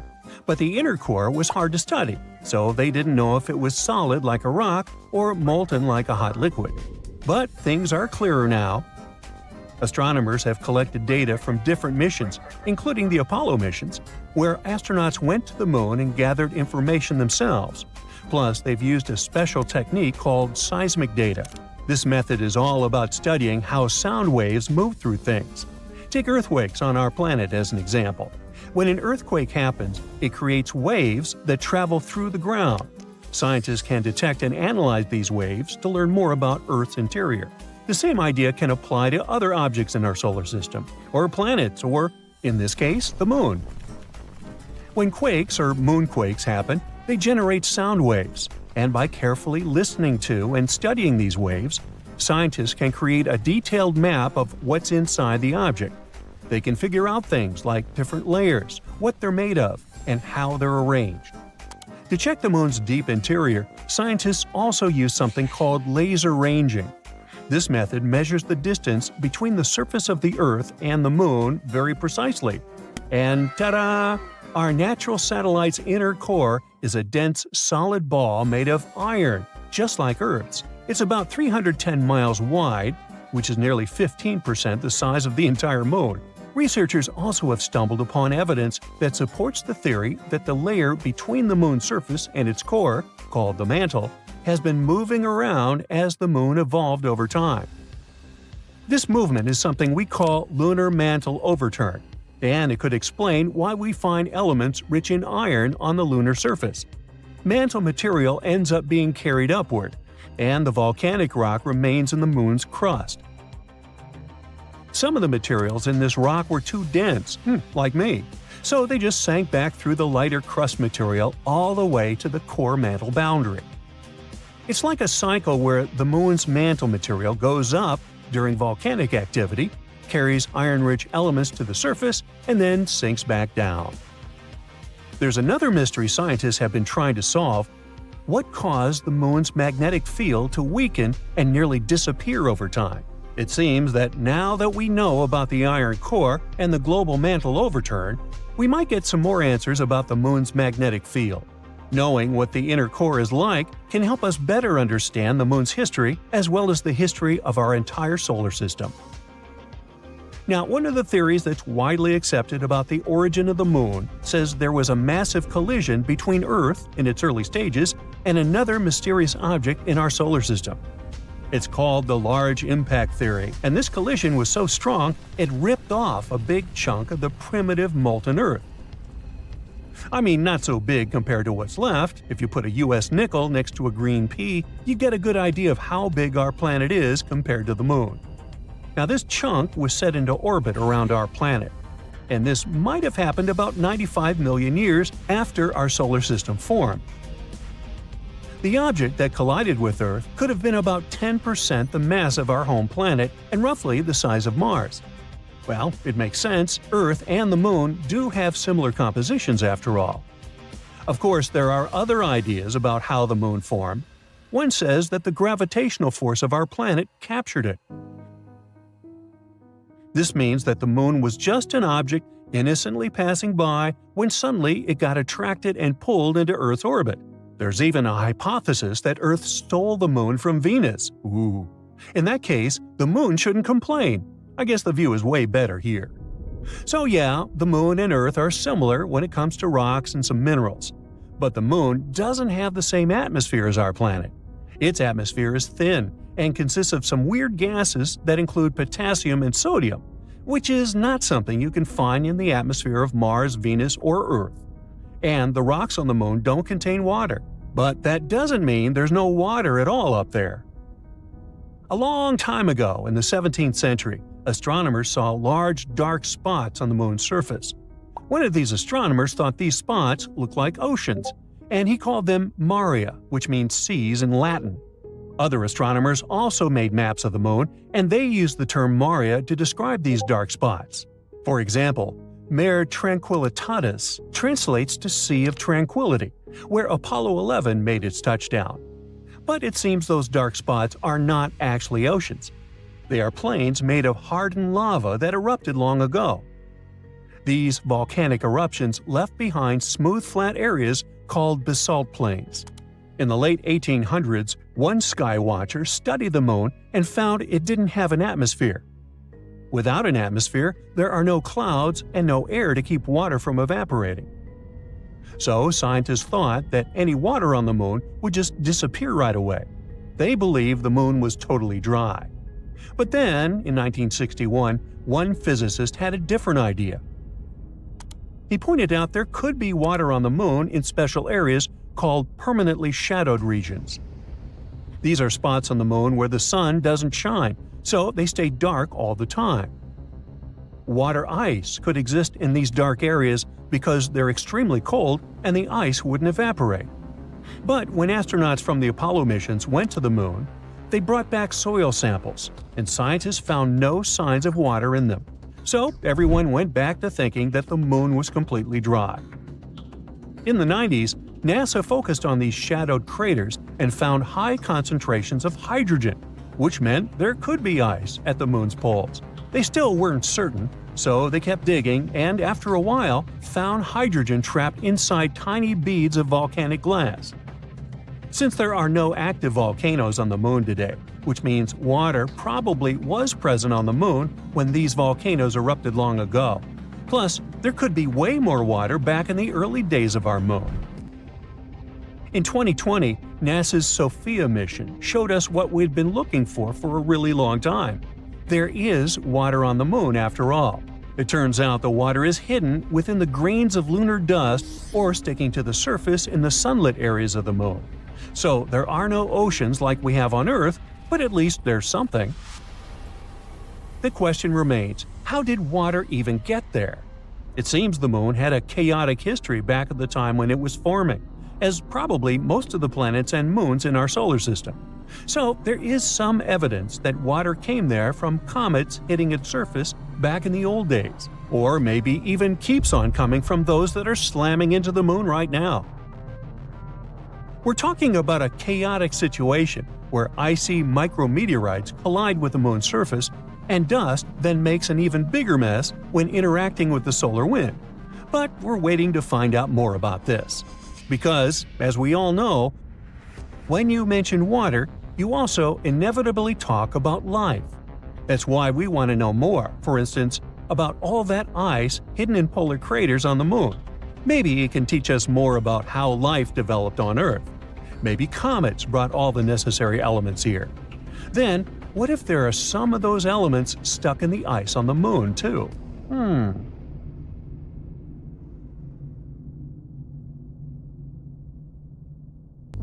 It's dark outside, almost 2 a.m.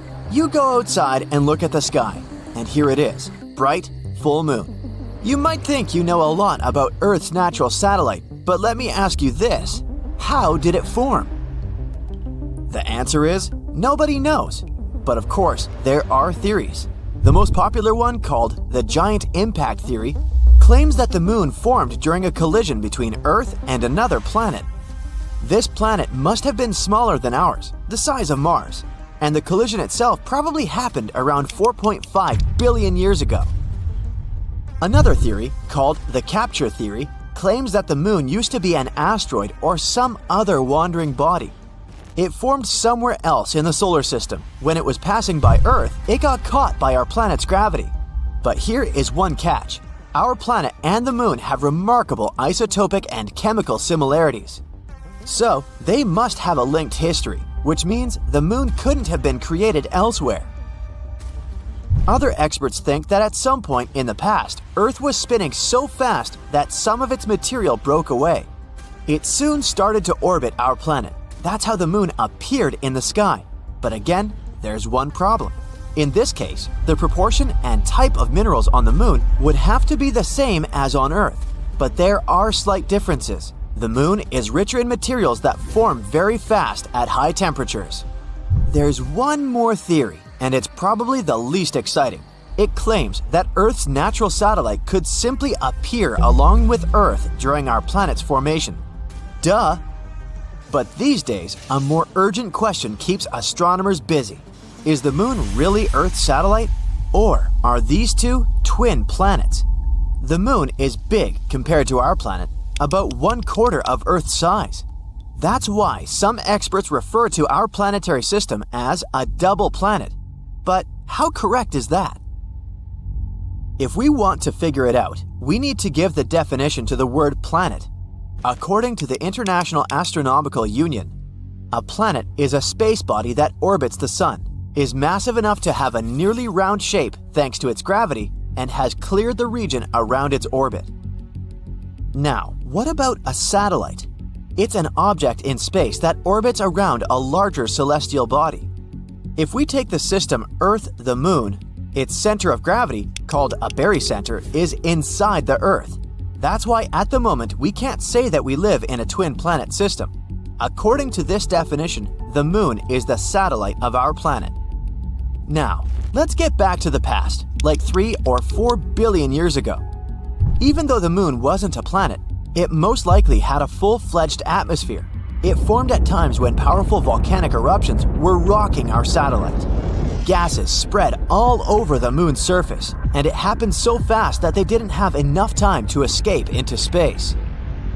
At that time, the lunar surface was covered with basins filled with volcanic basalt. Just imagine ginormous plumes of magma hurtling high into the air, falling to the ground and creating lava flows. That's how the basalt basins appeared on the surface of the moon. At one point, scientists got their hands on samples brought from the moon.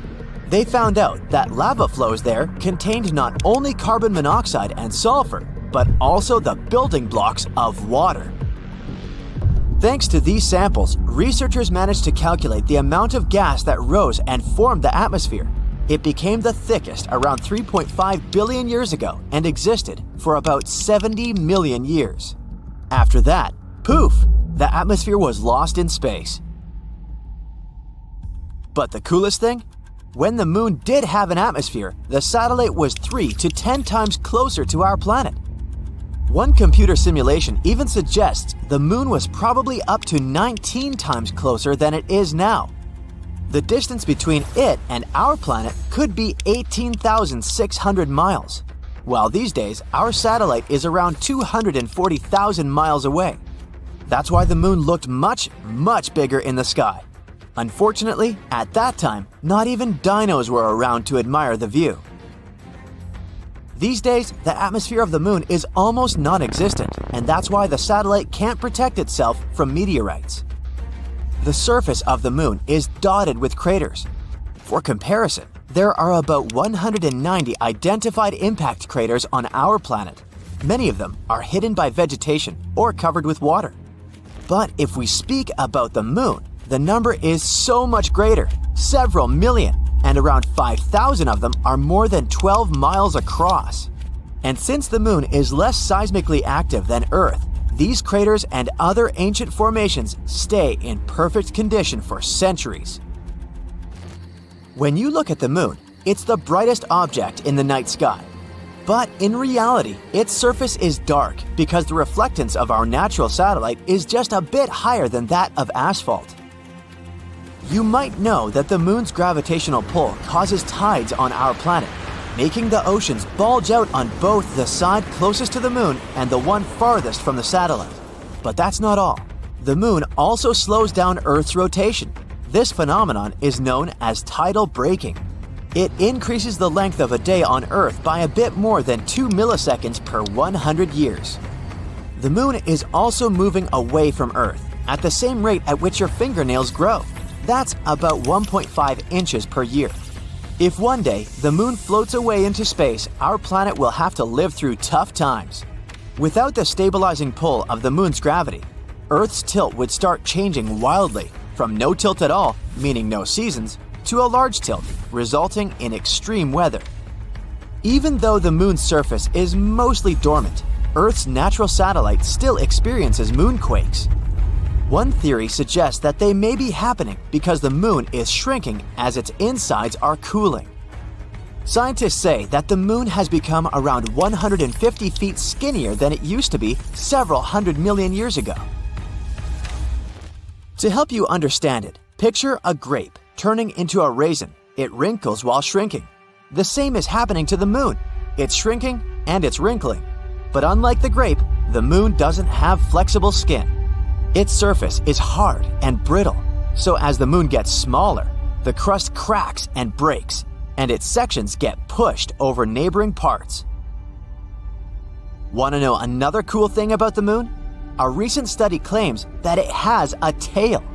And every month it wraps around our planet like a scarf. This slender tail is made up of millions of atoms of sodium, and our planet regularly travels directly through it. Meteor strikes blast these sodium atoms out of the moon's surface and further into space. For several days every month, the moon remains between the sun and our planet. That's when Earth's gravity picks that sodium tail. Our planet drags it into a long stripe that wraps around its atmosphere. This lunar tail is totally harmless. It's also invisible to the human eye, 50 times dimmer than what you can perceive. But during those rare days, high-powered telescopes can spot its faint yellowish glow in the sky. The tail looks like a gleaming spot that's 5 times the full moon's diameter. And the spiciest fact for you, 2 or 3 years ago, an asteroid was pulled into Earth's orbit and started to travel around the planet. Even though it was no larger than an average car, it was still a big deal. Out of more than 1 million asteroids astronomers know about, it was only the second one to orbit our planet, called 2020 CD3. It was our temporary mini-moon. It didn't stay with Earth for long, though. The asteroid followed a random orbit and slowly drifted away. Temporarily captured objects such as 2020 CD3 are rare. They need to have a specific direction and speed to be caught by Earth's gravitational pull. Otherwise, they either crash into the planet or fly in another direction. Technological progress does not stand still, and over the past decade, the resolution of images of the lunar surface has improved greatly. Many pits have been discovered on the surface, and some of them are really impressive in size. The largest are hundreds of feet deep. However, technology is not yet advanced enough for us to study the bottom of such pits in detail. That's why a recent discovery is surprising. It turns out that huge pits can extend deep into the rock of the moon. It's a groundbreaking discovery. Let's figure out why. So look at this giant underground cave. Leonardo Carrere and Lorenzo Bruzone from the University of Trento were thrilled to finally confirm the existence of such structures on the moon. They analyzed images taken by the mini RF instrument on board the Lunar Reconnaissance Orbiter in 2010. The original images didn't have excellent resolution, so the authors had to do a huge amount of work, using modern data analysis and modeling techniques. But first things first, why does it all matter so much? Well, instead of building homes on the surface of the moon, we might be able to live inside these natural caves. They could offer protection from dangerous things like harmful space radiation, extreme temperature swings, and even meteorites. According to planetary geologist Wes Patterson from Johns Hopkins, even though we'd still have to bring materials from Earth to make those caves habitable, using them would be a lot easier and cheaper than building bases on the surface. Based on the collected data, the cave is about 150 feet wide and up to 260 feet long, which is just a bit smaller than a football field. It's located in a deep pit called the Mare Tranquillitatis Pit, which likely formed when an ancient lava tube collapsed. Although the moon has no active volcanoes today, billions of years ago, its surface was covered with lava that flowed through valleys, carving out these tubes below the surface. Over time, some of the lava tubes became unstable and collapsed, creating pits like the one in question. NASA's Lunar Reconnaissance Orbiter, LRO, has already found more than 200 of such pits on the moon. It means there could be hundreds of hidden caves waiting to be explored on our satellite. When publishing their findings in Nature Astronomy, the researchers suggested that the caves could offer future astronauts a safe place to live and work, protecting them from the moon's extreme conditions. And extreme they are. One of the biggest challenges of living on the moon is its temperatures. The lunar surface gets extremely hot during the day, reaching about 250 degrees Fahrenheit, and then the temperature drops below minus 200 degrees Fahrenheit at night. But inside the caves, the temperature could stay much more consistent. A separate study done in 2022 used computer simulations to predict that some of those caves could maintain a comfortable temperature of about 63 degrees Fahrenheit. Much easier to manage, right? Unfortunately, getting to the caves won't be easy. The Mare Tranquillitatis cave is over 400 feet below the surface, at the bottom of a steep slope covered in loose debris. It would take some clever engineering to get up and down that slope. The options could be using jetpacks, a lunar elevator, or some other kind of technology. We must find a way to transport astronauts safely. There's also a lot more to discover. Radar technology could help scientists find even more caves and lava tubes on the moon. In the future, a spacecraft with higher resolution radar could even map the insides of the pits that LRO has already found. According to the researchers, this kind of complete survey could help them figure out the best locations for future lunar bases and other explorations. And there's another potential bonus. Those caves could contain water. Scientists have already found frozen water on the moon, under the surface, and in permanently shadowed craters. Tiny amounts are also scattered across the lunar dirt. Water is a critical resource for any moon base, and finding it in the caves could make the idea of living there even more realistic. All in all, this discovery could be a game changer for lunar exploration. Living in natural caves on the moon might be a more practical and safer option than building something on the surface. It could also bring us one step closer to making the moon a place where humans can live and work for the long term. People stop their cars on the highway, get out of them, and lift their heads in wonder. In the cities, everyone takes to the streets. Balconies and rooftops of houses are full of people staring at the moon in shock. It's red. Some people scream that it's the end of the world. Some seek shelter. Indeed, the usual white moon now looks like it's been doused in red paint. There's no need to be afraid if you see such a thing. On the contrary, enjoy the view, because you have witnessed a rare astronomical phenomenon. This is a total lunar eclipse. Here's the sun. It's in the center of our solar system. Mercury, Venus, and here's Earth and the moon. The Earth takes 365 days to orbit around the star. At the same time, the moon revolves around the Earth and completely orbits our planet in 27 days. The Earth creates a shadow zone, and sometimes the moon passes through it. The shadow is cone-shaped and gradually narrows. The moon is 238,000 miles away. That's like 9 lengths of the equator. At this distance, the width of the shadow is about 2.6 times the width of the moon. When the moon is in this zone, direct sunlight doesn't reach it. That is, it should have disappeared, but instead, it becomes red. All because the sun's rays pass through the Earth's atmosphere. They scatter, and most of the blue light disappears. But the red and orange rays continue and hit the surface of the moon. Voila! You see a phenomenon called the blood moon. By the way, this curvature of light occurs at sunsets and dawns. The atmosphere scatters the blue light, and you see a red and orange sky. If you were standing on the surface of the moon during a total lunar eclipse, planet Earth would be exactly between you and the sun. So you would be able to observe the solar eclipse. The surface of the Earth would become entirely dark for you. All you'd see would be the sun's corona illuminating the edges of the planet. The Earth from the surface of the moon is almost the same size as the moon from the surface of the Earth. Such a red eclipse of the moon is rare because several factors must coincide. One of them is that the moon must be full. Usually, you can see 2 total lunar eclipses a year. In 2038, you'll be able to see 4 such eclipses, and the eclipse itself can last up to 108 minutes. But this is rare, and the last time such a long blood moon was seen was in 2000. Many years ago, people didn't know so many facts about our satellite, and the sight of a red moon frightened them.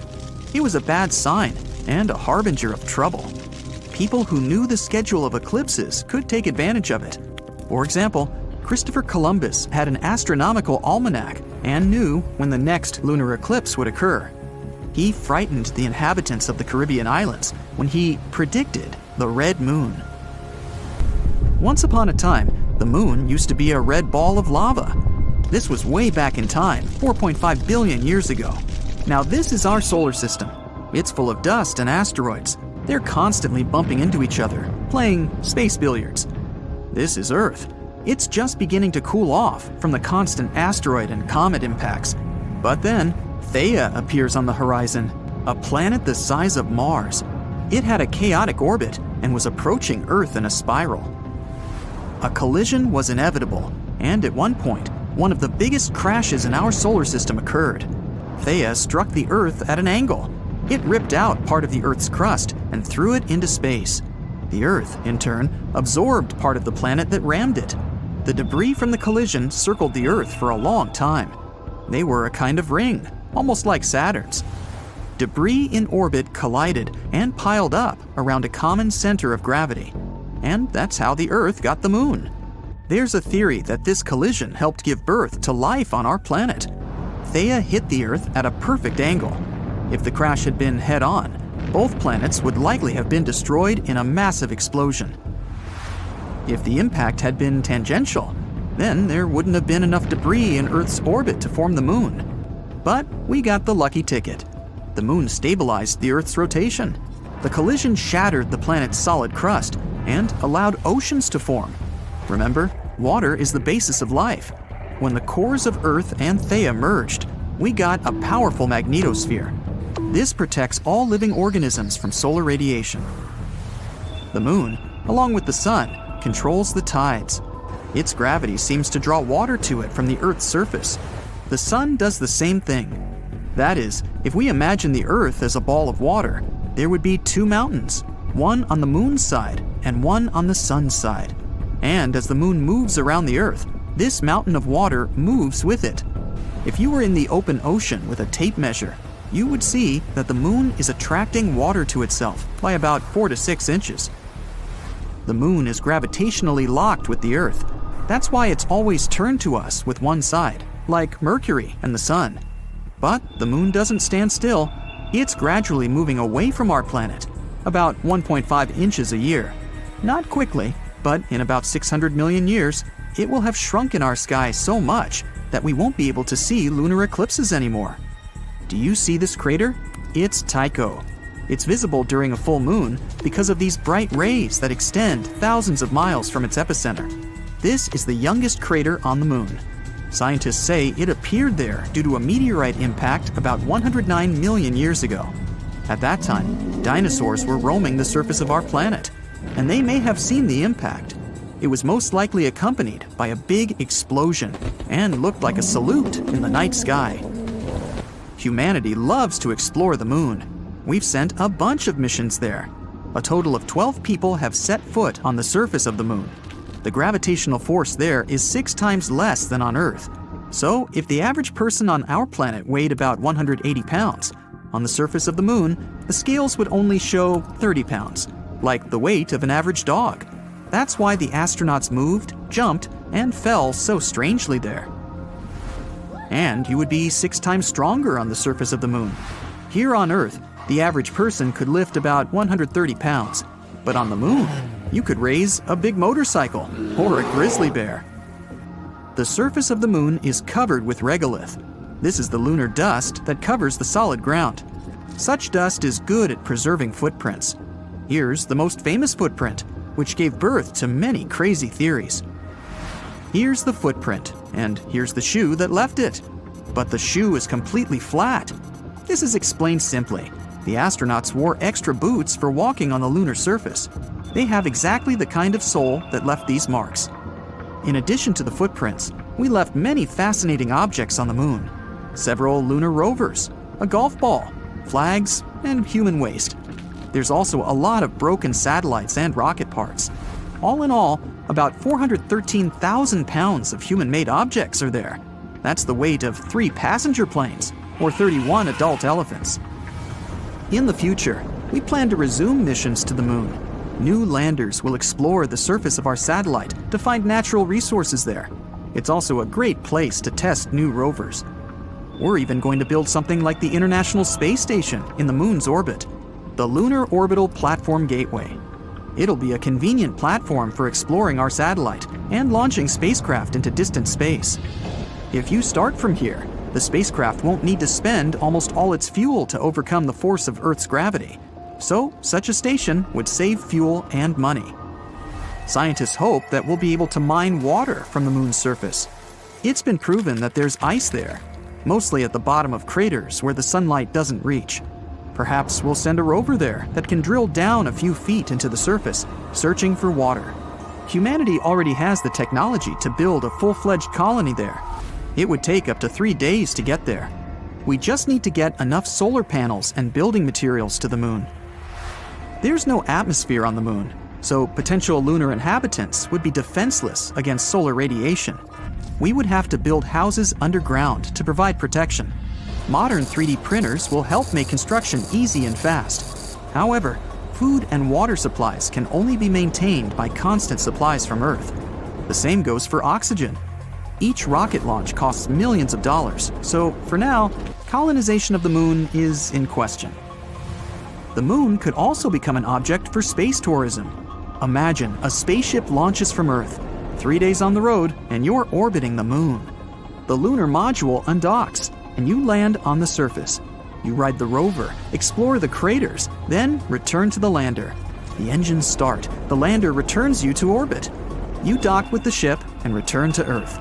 Sounds like some pretty great plans for a week's vacation. The space crew had been getting ready for the launch for over 3 years. The preparations for landing on the strange planet included gathering and studying rock samples in the Grand Canyon, exploring ancient volcano formations in the Nevada National Security Site, and looking into gas and lava vents, lava lakes, and pit craters in various locations in Hawaii. To be able to resist microgravity conditions, they learned how to walk obliquely by being strapped and suspended sideways and trying to move along walls. They had to test their limits through intensive diet and sleep regimens to make sure they'd be safe in outer space. It took them 3 days, 3 hours, and 49 minutes to reach the surface of this new world in a place called the Sea of Tranquility. They could have gone for the Ocean of Storms or the Central Bay, but they chose this place to land because it had good visibility and it was relatively smooth and easily reachable with as little propellant as possible. One of the first things they noticed when they got there was that, well, the place kind of smelled. This may sound like the beginning of a science fiction novel, but it's actually the true story about how the Apollo 11 mission landed on the moon on July 20th, 1969. Since then, the moon has had 12 human visitors to this day. We think of it as our neighboring space buddy, but there's still much we don't know about this mysterious satellite. And that should come as no surprise, since the moon is actually always showing us the same face. That is because the Earth and its only permanent natural satellite are in synchronous rotation, which makes us think it's always permanently still. The truth is, it's not in a fixed position, and it is actually moving further and further away from the Earth each year by 1.5 inches. Believe it or not, the Earth and the Moon, although being 238,855 miles apart, deeply influence each other. While the moon is partially responsible for the tides of the seas and oceans on our planet's surface, our Earth is actually to blame for movement on the moon. They're called moonquakes, and they last way longer than earthquakes, some of them up to half an hour. It may look perfectly round to us on a warm summer's night, but the moon is actually oval. The lemon-like shape is caused by the Earth's gravitational pull. Our moon features more than footprints when it comes to traces of humans.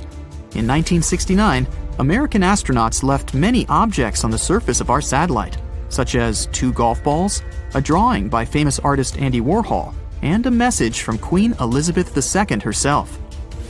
One of the last people to walk on the moon to this day, an astronaut named Eugene Cernan, scribbled his daughter's initials on the moon's surface in 1972. Since it appears there's no wind or any other type of weather change there, the letters TDC could remain there permanently. It's actually possible to be allergic to the moon. Harrison Jack Schmitt, an astronaut from the Apollo 17 mission, spent some time in a valley in the Sea of Serenity, then climbed back into the crew's lunar module, but had some moon dust on him. Just as he removed his spacesuit, he got red eyes, sneezing fits, and other allergic reactions that lasted 2 hours. Since it's so close to us, we've established that the moon has a time zone of its own.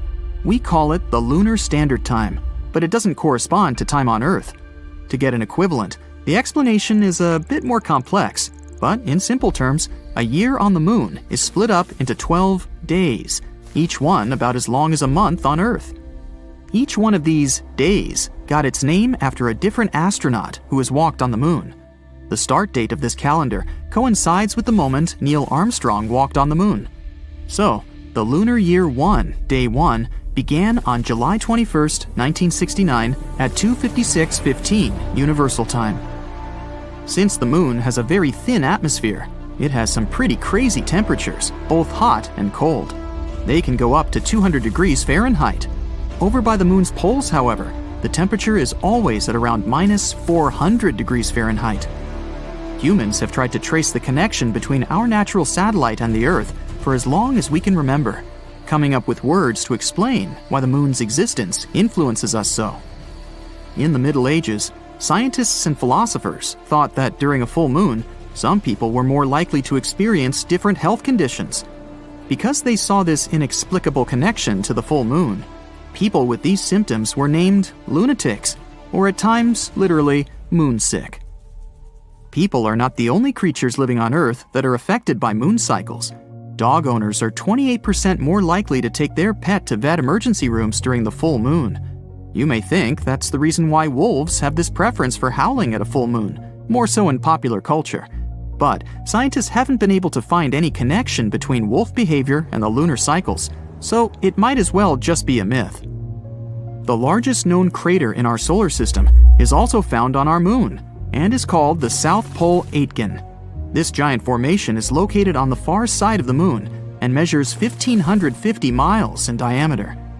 One of the many things we've yet to fully understand about our satellite is the unusual flashes of light that can sometimes be seen on its surface. Scientists have named these outbursts transient lunar phenomena, or TLP in short, and they have been seen all over the world for centuries. One of the first instances of TLP dates back to 1178, when monks from Canterbury claimed to have seen a flaming torch on the surface of the moon after the sun had set. TLP does not simply mean light flashes. Reports also have detailed other unusual events, such as gas-like mists, reddish, green, blue, or violet colorations, or even the darkening of certain locations on the moon. Is something strange happening with our moon? Is it the beginning, or did we just start noticing it with the newer space study equipment we have nowadays? There are a lot of different theories that scientists have developed trying to piece together what can be causing these events. The unusual flashes on the moon can be caused by anything from meteoric impacts to electrostatic activity. It's difficult to pinpoint the explanation for each event, since most of these episodes are recalled either by a single observer on Earth or from a single location. The fact that there is noticeable seismic activity on the moon can also explain why we can sometimes see unusual flashes of light on the surface of our satellite. When the moon's surface moves, it can cause different light-reflecting gases to erupt, which can explain luminous developments. Some scientists have even suggested that residual geologic activity may also be the cause. This is all the more shocking, given that we've always looked at the moon as a lifeless world. Did you ever notice that our moon can change its color? There are actually many scientific explanations for that. The moon appears to be a brown-tinted gray when you look upon it from outside of the Earth's atmosphere. When gazed upon from the Earth's surface, the moon appears to change color depending on various phenomena. The moon seen near the horizon will most likely be yellow or red-tinted. The rarer, blue-colored moon indicates that you're looking at our satellite through an atmosphere carrying larger dust particles. The moon can even appear purple at times, but what causes this specific hue is still up for debate. The fact that we don't know exactly if or how much water there is on the moon's surface is not the main reason why we aren't already building houses up there. It seems that radiation actually has a lot more to do with it. Recent studies have shown that the moon's surface has a radiation rate 5 to 10 times higher than that you experience on a transatlantic passenger flight. That also means it's 200 times higher than the rate on the Earth's surface. In future lunar explorations, like the Artemis project for example, scientists need to take this into consideration, not to expose the astronauts. Named after Artemis, Apollo's sister, this program aims not only to place astronauts on the lunar surface in the future, but also to build some sort of an establishment there to study the moon in safe conditions.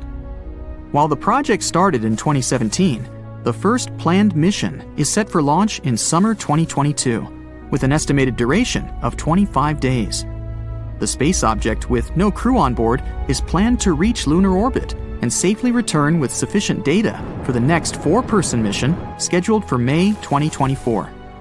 Artemis 3, 4, and 5 are expected to be launched in 2025, 2026, and 2027 respectively, each with a planned duration of approximately 30 days. Okay, show of hands. Who still believes that the sun goes around the Earth? Nobody. Oh, but everybody used to. It sure looks like it does. The sun comes up in the east, the sun goes down in the west. The sun comes up in the east again, so the sun goes around the Earth. It seems intuitively irrefutable, and it is so. But it's not true. The sun doesn't go around the Earth. Everybody knows that, but only now. So why do people still believe the moon goes around the Earth? It's not true either. We have to go back over 500 years to begin to get an idea of how hard it is for science to change universally accepted facts. Nicholas Copernicus, around 1510, was the first to propose a heliocentric, sun-centered solar system, but he didn't do it publicly. Copernicus privately circulated letters to other astronomers explaining why the accepted fact of an Earth-centered solar system should be scrapped in favor of a more straightforward, more astronomically correct, sun-centered solar system. Copernicus's difficulty in promoting the sun-centered solar system depended on another bold conceptual innovation, that the Earth rotates. Copernicus's concept of a rotating Earth flew directly in the face of 5 literal statements in the Bible that the Earth was founded on a fixed foundation never to be moved. And the Catholic Church wasn't about to let that worldview be challenged or changed. Copernicus had too much to lose to go public with his revolutionary, pun intended, heliocentric theory as a churchman himself. 100 years later, Galileo Galilei wasn't so reticent. Galileo had observational proof to back him up because he had a telescope. In early 1610, Galileo first observed the moons of Jupiter and kept track of their orbits. Yes, the moons of Jupiter do orbit around Jupiter. They go round and round the giant planet in actual orbits, unlike, as we shall soon see, how our moon travels around the sun with the Earth. Galileo became famous, or infamous, as the case may be, because he discovered orbital motions that were not heliocentric, that did not fit the accepted worldview. It rattled civilization's Earth-centered cosmology. Galileo was indeed revolutionary. Later in 1610, Galileo observed through his telescope, which only had an aperture of 1.5 inches, the planet Venus going through phases, just like the moon goes through stages. Galileo wrote that Venus imitates the moon in Latin in his notebook.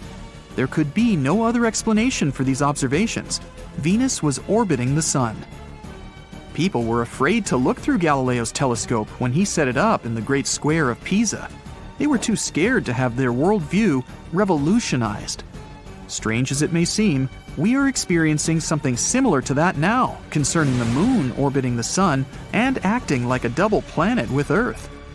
People, scientists included, stubbornly persist in viewing the moon as its clever official International Astronomical Union name. It's a moon of the Earth, orbiting around the Earth, showing its different phases throughout the lunar month, or moonth, as moon fans sometimes like to call the 29.5-day cycle of lunar phases. Moon lovers' favorite day of the week, of course, is Moon Day. It comes right after Sunday. But back to the science. It's how our school books portray the phases of the moon. It's what people believe now. Notice how the Earth is the moon's center, and how it goes around the Earth in a circular path. This is the geocentric view of the moon. It's what we see from Earth. The moon comes up, the moon goes down. The moon comes up again. The moon goes around the Earth. But that's not what's happening in space. It's way past time we Copernicus-size the moon. We need to start seeing the moon from a heliocentric point of view, as we do for everything else in the solar system. First of all, the geocentric view of the moon's phases shows the Earth stationary, sitting in the center of the moon's path for a whole month.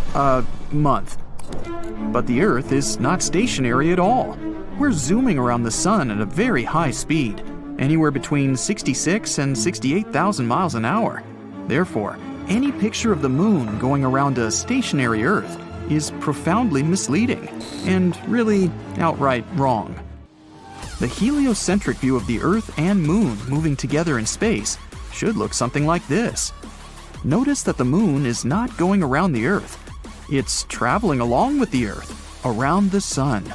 The path of the moon around the sun is a sinusoidal path back and forth, across the ever-forward moving path of the Earth. Notice that the moon always goes forward too. It doesn't ever go backward to either the sun or the Earth. By always moving forward and sinusoidal, the path of the moon does not qualify as an orbit in the same sense that the other moons of the solar system orbit their planets in elliptical paths. Therefore, it is wrong to say the moon orbits the Earth. The moon orbits the sun along with the Earth, or the moon and the Earth both orbit the sun, are statements Copernicus and Galileo would approve of. But science today has difficulty accepting a heliocentric view of the moon. Maybe there would be too many books that need to be reprinted. Maybe too many astronomy professors would have to admit that they were wrong their whole careers. Accordingly, objections are put forward to block the revolutionary heliocentric view of the moon from being universally accepted. One such objection is that the moon never leaves the Earth's gravity well, and therefore should be rightly considered a moon of the Earth, an orbital, to use the astronomical term for satellite. Undoubtedly, the moon never leaves the Earth's gravity well, or else we would lose the moon. However, representations of this well-known definite fact always show the moon moving around the Earth inside the gravity well, and this is not true. The moon never goes back toward the Earth as it would need to if it were in an elliptical orbit. So the gravity well objection can be dismissed because the astronomers who propose as orbital evidence that the moon always stays within the Earth's gravity well fail or neglect to include the facts of the moon's continuously forward sinusoidal motion. Escape velocity for the moon to leave Earth's gravity well is reported to be about 2,684 miles per hour. Relative to the Earth, the moon presently moves about 2,238 miles per hour. What kind of impact would it take to accelerate the moon that extra 450 miles per hour needed to knock it out of Earth's gravity well? If anyone wants to compute that, you're most welcome to put your answer in the comments section. Maybe it could happen, and that would not be good. There's another objection to looking at the moon from a heliocentric point of view, and that involves the barycenter of the Earth-Moon system. The barycenter is the center of gravity between the Earth and the moon. Think of yourself on a seesaw in the park. The The other end of the seesaw is a massive lineman from a professional football team. How far forward towards you would the lineman have to move so that you both are balanced evenly? He'd have to move towards you almost to the center of the seesaw. You are the moon, and the lineman is the Earth, although Earth is a feminine name. The balance point of the Earth-Moon system, the barycenter, is over 1,000 miles inside the Earth. It is this balance point, astronomers dutifully point out, that is orbiting the Sun. It is a heliocentric point of view. Copernicus and Galileo would approve. However, these astronomers always seem to add the geocentric animation of the Moon orbiting around the Earth, with the barycenter inside.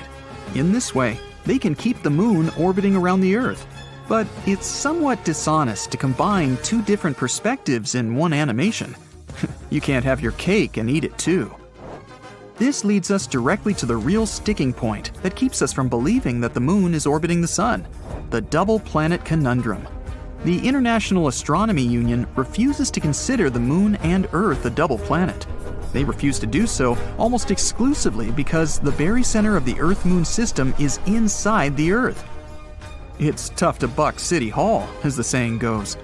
You'll recall that IAU, or UAI if you use the French designation, demoted Pluto to dwarf planet status. And they still haven't reversed that decision, despite seemingly ample evidence that Pluto is the 9th planet.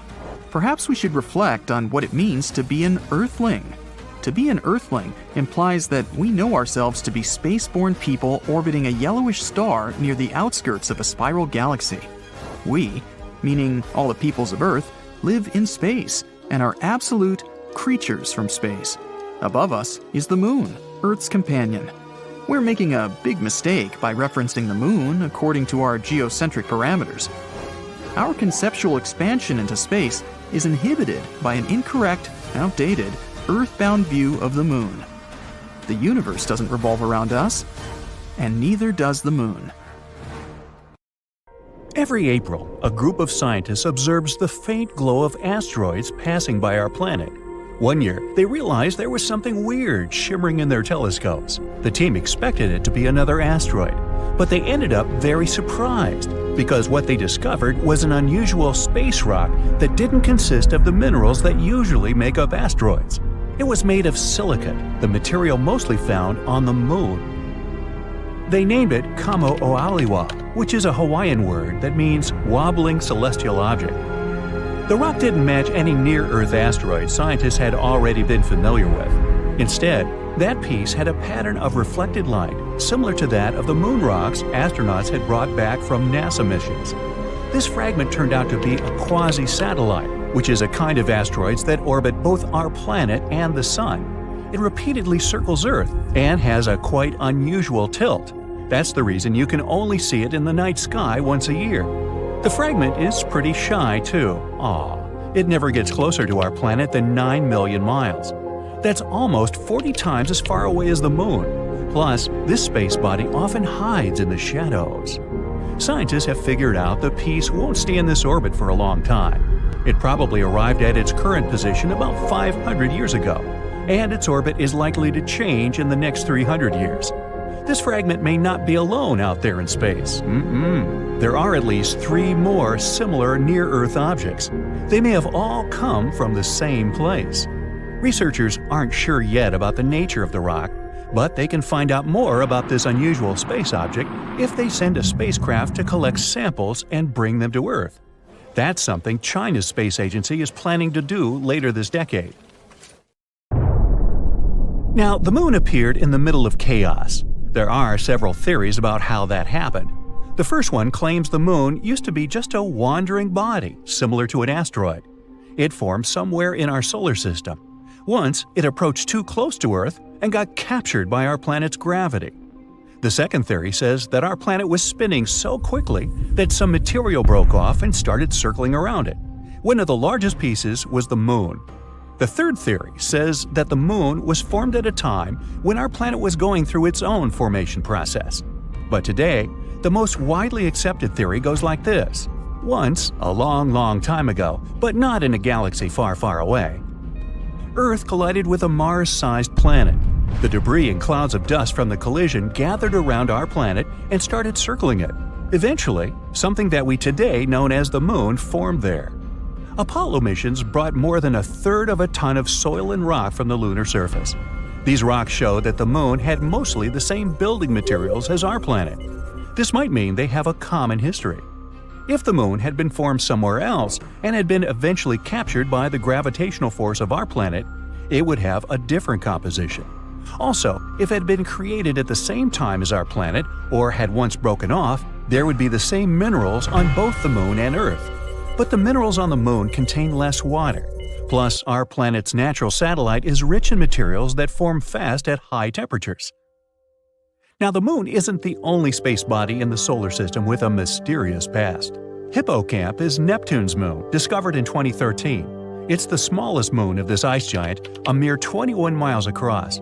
It's very close to Proteus, the biggest of Neptune's inner moons. And no, Hippocamp is not a place for big African mammals to spend the summer. Scientists think Hippocamp probably formed from debris after Proteus collided with a comet. If Hippocamp had entered Proteus's orbit from some other place in our solar system, the bigger moon would have either swallowed it or booted the tiny moon away. But not even Proteus itself is among the first generation of Neptune's moons. It was formed from the remains of the planet's earliest system of moons. Those first moons were destroyed when Neptune captured Triton, currently the largest of its moons. The main evidence proving the collision was likely to happen is the fact that Triton circles around Neptune backward, unlike other moons orbiting the planet. Neptune captured Triton from the Kuiper Belt. That's an area filled with icy objects and rocky debris stretching beyond Uranus. That means Hippocamp is a third-generation moon, kind of like a second cousin twice removed or something. Now, the Sun also had a turbulent past. Our star appeared about 4.6 billion years ago. It's hard to study its early stages of life since that happened 50 million years before our planet was even formed. But recently, a team of researchers has discovered crystals that are over 4.5 billion years old. Hidden deep within meteorites, they've revealed some things about the past of our Sun. Before the planets were formed, our solar system had consisted of a central star and a massive disk of dust and hot gas spiraling around it. As the dust and gases cooled down, they turned into minerals, including the crystals found in the meteorites that landed on our planet. Those ancient materials were irradiated, unlike some younger substances. Researchers think something might have happened to the Sun after those crystals were formed. Perhaps the activity of our star was less intense then. Or maybe, for some reason, these younger materials couldn't travel to the areas where irradiation was possible. Dwarf planets give us a chance to sneak a peek into the ancient years of the solar system. Around 4 billion years ago, Jupiter's, Saturn's, and Neptune's gravitational forces joined. They sent asteroids and comets hurtling across the solar system, making them collide with different planets. All the dwarf planets from the Kuiper Belt, for example Pluto, Eris, Haumea, Makemake, have their own moons that likely formed after some powerful collisions. Icy debris in orbits similar to Haumea's, for example, can prove the theory of an ancient collision. The debris it created simply didn't have enough energy to float away from the dwarf planet's gravitational pull. Ceres, another dwarf planet, has ammonia-rich clays on its surface. Ammonia isn't stable at the temperatures prevailing on Ceres, but there's plenty of this substance in the outer solar system. It means that Ceres was probably formed in those outer parts and got kicked inward. After all, the gas giants were migrating a lot at those early stages of the solar system. Or the dwarf planet could have formed in an asteroid belt, and ammonia somehow, let's say after a powerful impact, appeared on the dwarf planet. Ceres might help scientists understand icy moons better.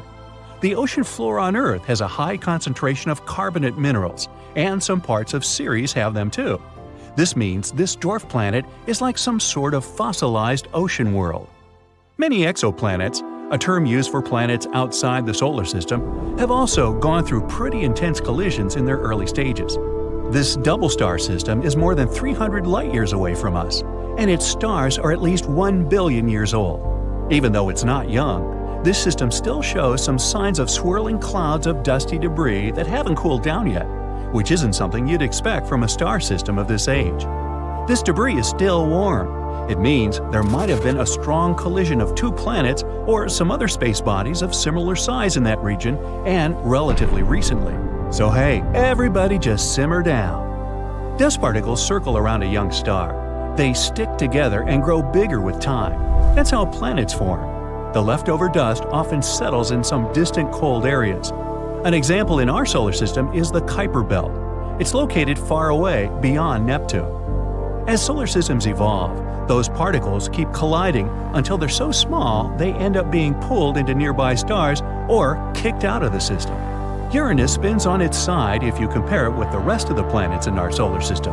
And the only way we can explain it is a powerful collision in the past.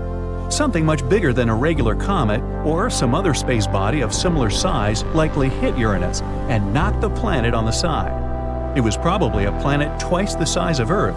It could be a protoplanet. This is a space body made up mostly of ice and rock that orbits a star and is likely to develop into a planet sometime in the future. Anyway, the fallout from the impact smothered the core of Uranus. It prevented the heat inside the planet from escaping. This might explain why Uranus has extremely cold temperatures on its surface. Man, bring a jacket and a blanket. It's 2065, and you're standing on the moon's dusty surface, working away on the latest array of solar panels to help fuel the local town's energy grid. Suddenly, the surface begins to shake. Is this a moonquake? Or are those moon-born teenagers having a party in the town hall again? You look up at Earth. You're so used to it, you barely even notice it anymore. But now, it looks different. It takes you a few moments to work out why. It appears to be shrinking. You begin to panic. The Earth is moving away. The ground rumbles again, and you work out what's happening. The Earth isn't moving, but what you're standing on is. The moon has broken off its orbit and it's heading out into deep space. Destination unknown. The strange thing is, it's happening right now and has been for a very long time. It's even affecting how long our days are. Eventually, it will pull away altogether and dramatically affect our planet's oceans. To explore what will happen, let's go back a little to put it all into perspective. The moon has been hanging around us, literally, for 4.51 billion years. There are a few theories as to how the moon came into being. The main one is that it formed when a large object smashed into the young Earth. The early solar system was a chaotic place. A number of stellar bodies were created that didn't make it into a full planet. One of these bodies, as large as Mars, smashed into Earth, throwing huge chunks of our planet's crust into space. Gravity took over and tied these separate elements together. This explains why the moon is made of lighter particles than we find here on Earth. Billions of years later, and we're more than used to having the moon with us. It affects so much of our everyday life. The obvious one is tidal motion. The gravitational pull or tidal force that the moon exerts on our planet creates the tides. This force causes all of the water on the Earth's surface that's closest to the moon to bulge out to one side. A very short explanation is that it pushes in from the top of our planet and also the bottom, while pushing out from the sides at the same time. The Earth also has an effect on the moon, which we'll get into in a minute. But it appears that the moon might not like our company as much as we might think. It's slowly drifting away from us, even as we speak. The moon can seem small or large depending on the lunar cycle, but in actuality, it's just over a quarter or 27% of the size of Earth. The diameter of the moon's orbit around us is nearly 477,213 miles, but this diameter is increasing by 1.5 inches every year, which of course means that it's moving away by a factor of 1.5 inches each year. To help explain why we have to analyze our relationship to the moon a bit more closely, both celestial bodies are tidally locked. We are synced up in such a way that we always see the same side of the moon. The hemisphere that we never see is often referred to as the dark side, but that's not quite right. As the moon orbits Earth, Different parts are in sunlight or darkness at varying times. This change in illumination is the moon going through its various phases. The tidal forces not only affect our oceans, but the body of the Earth too. Because the Earth is more rigid in structure than water, the tides on more solid matter, like the Earth's crust, have a much smaller effect.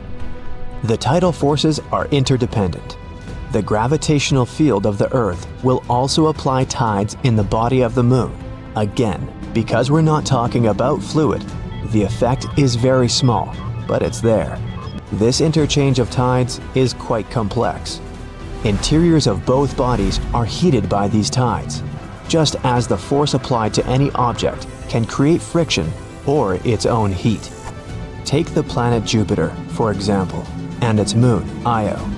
The tidal forces of the giant planet are so huge that the surface of Io, which is solid, is raised and lowered several hundred feet in each rotational period. The heat generated means that the interior of Io is most likely molten.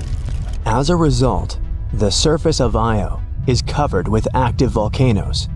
It's one of the most geologically chaotic places in our solar system. Despite its heat, it's definitely not the place to take the family for a summer holiday. Back to Earth. Our planet rotates on its axis once every 24 hours, and the moon performs one revolution around us in 27.3 days. The bulge on Earth actually speeds up the moon. The Earth pulls the moon ahead in its orbit. In other words, the Earth's bulge increases the radius of the moon's orbit around us. While this is happening, the moon pulls back on the tidal bulge of the Earth, slowing its rotational speed, though just a fraction. A very small fraction. This means that 100 years from now, a day on Earth will be 2 milliseconds longer than it is right now. Blink and you'll miss it. Literally. In addition, since the Earth is larger, the gravitational pull is stronger, causing the moon to speed up slowly. As time passes, its orbit will become bigger and bigger. This takes us back to that measurement of 1.5 inches. It may not seem like a lot, but over a period of time, this measurement becomes significant. Let's jump forwards billions of years from now, where we see that the moon's orbit is so big that it does leave the pleasure of our company permanently. What happens to our oceans then? You've already guessed it. The tides will cease to be. That will make for very calm seas for any boat trips. That's if there are any humans left in, 50 billion years. Before that time, because of the tidal locking slowing down the Earth's rotational speed, it's possible that the Earth will slow down enough to permanently face the moon. In turn, it may prevent the moon from moving away from us. Imagine the effect on our planet if we stop rotating. One half will always be in darkness, the other in light. That'll play havoc on our seasons and the natural life. While it sounds dramatic, and the loss of tides would be a significant phenomenon, there are other more serious things to worry about occurring before then. In a tenth of that time, 5 billion years, our sun will likely consume both the moon and the Earth. Yep, our sun is going to have a galaxy-sized party, the likes of which our solar system has never seen, and everyone's invited. The sun is continually burning the hydrogen in its core into helium. Right now, it's approximately halfway through its life cycle. Towards the end, it will run out of hydrogen in its core. The sun will ultimately become a red giant. Its surface is predicted to reach Mars. That's when gravitational forces will take over. The Earth will be dragged into this new sun and disintegrate. The sun gets 10% brighter every billion years. So long before the planet is totally destroyed, the heat will have melted any ice and fried almost everything living. All of our oceans will have dried up too. So, while the planet has a 5 billion year life cycle yet, everything living on it may only have a billion. To recap, the moon may move from the Earth, but the sun will have wiped out both long before the tides are halted. let's steer away from that hot object and return to that sibling-like relationship of the Moon and Earth. The fact that the Moon has the same rotational period as the orbital period of both the Earth and the Moon is no coincidence. Over billions of years, the tidal coupling of the two has led to the synchronization we know today, and yet it's still evolving. The Earth is slowing its rotational period. Eventually, it will match that of the Moon, and they will be exact. And as I mentioned before, the days on Earth will become longer as well, by 2 milliseconds every century. To have a significant impact, it will take many thousands of years. However, it's nice to think that both the Earth and the Moon affect each other in many powerful and beneficial ways.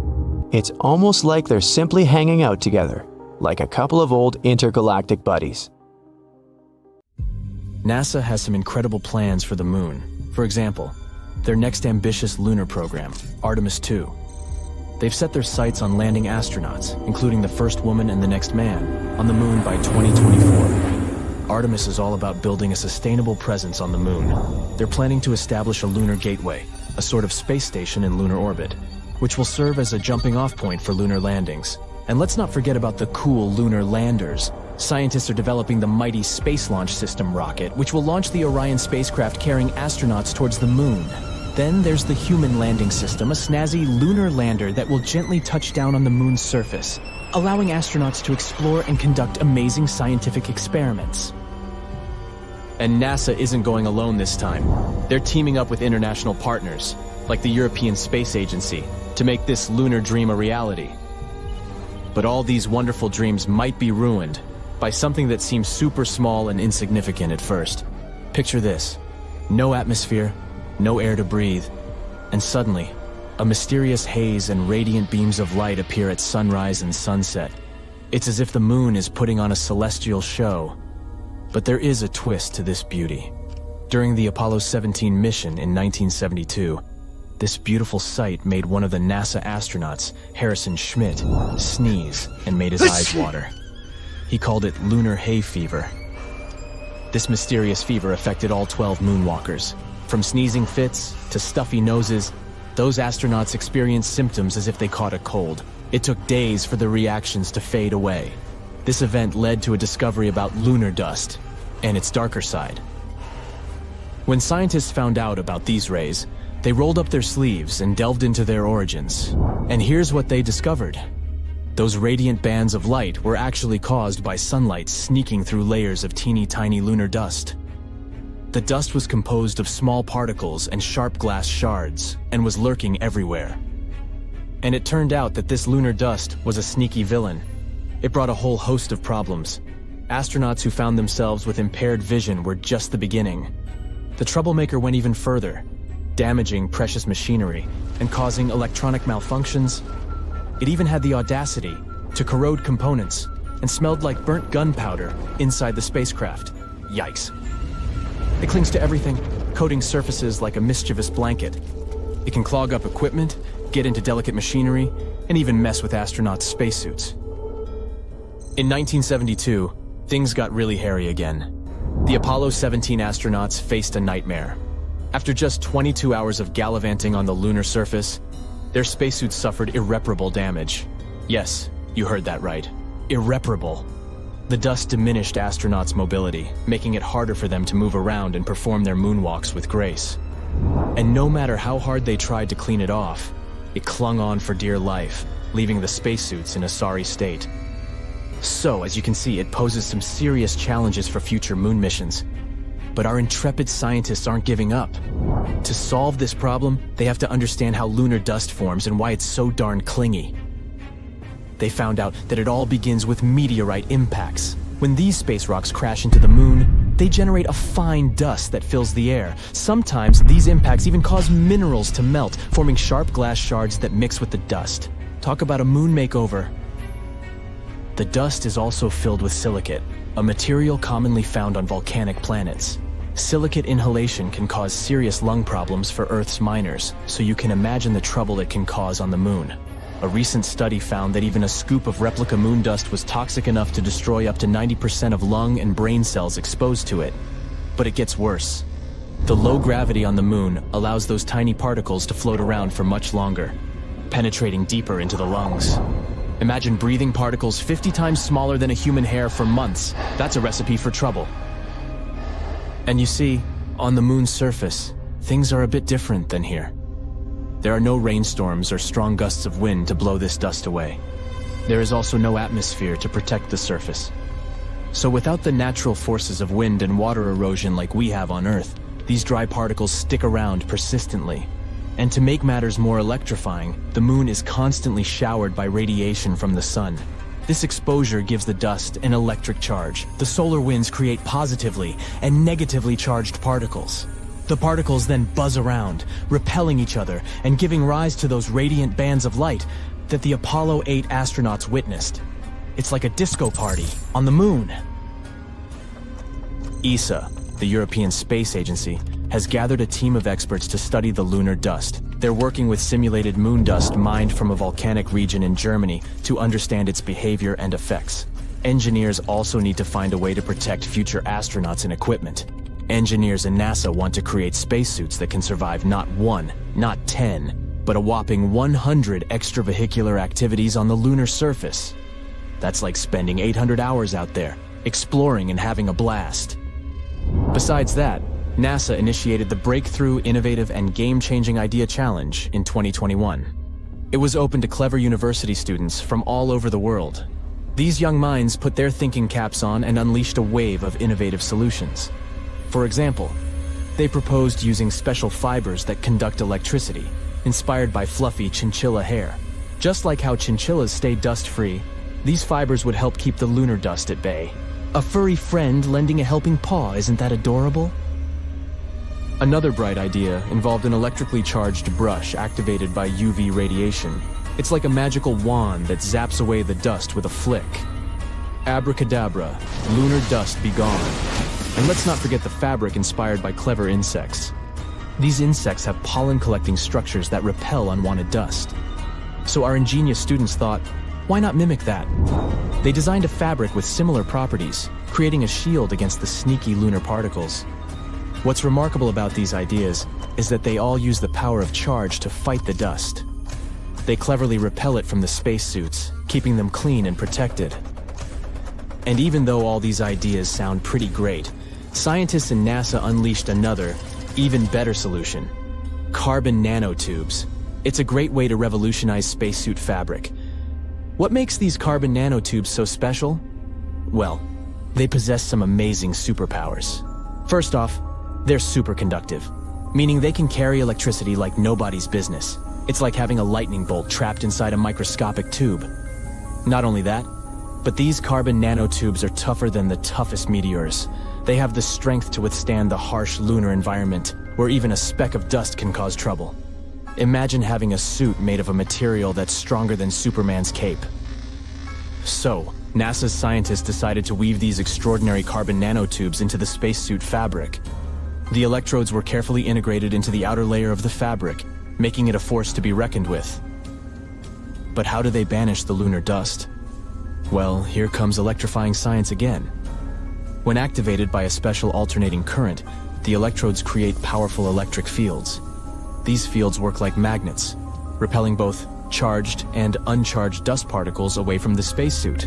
Picture this like a dance party, where the dust particles are the uninvited guests, and the electric fields are the bouncers, swiftly escorting them out.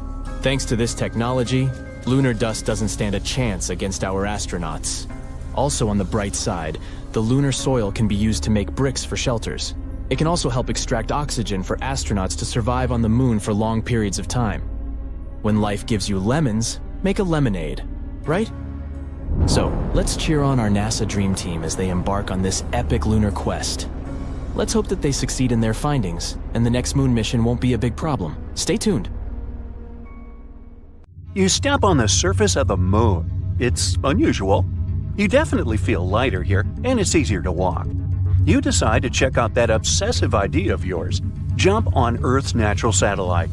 And even despite your bulky spacesuit, you literally fly up into the air. Woohoo! Anyway, you continue your walk on the surface of the moon when you feel something strange. The ground under your feet is it shaking? It feels as if an earthquake has just started on the moon, but that's simply impossible. Or is it?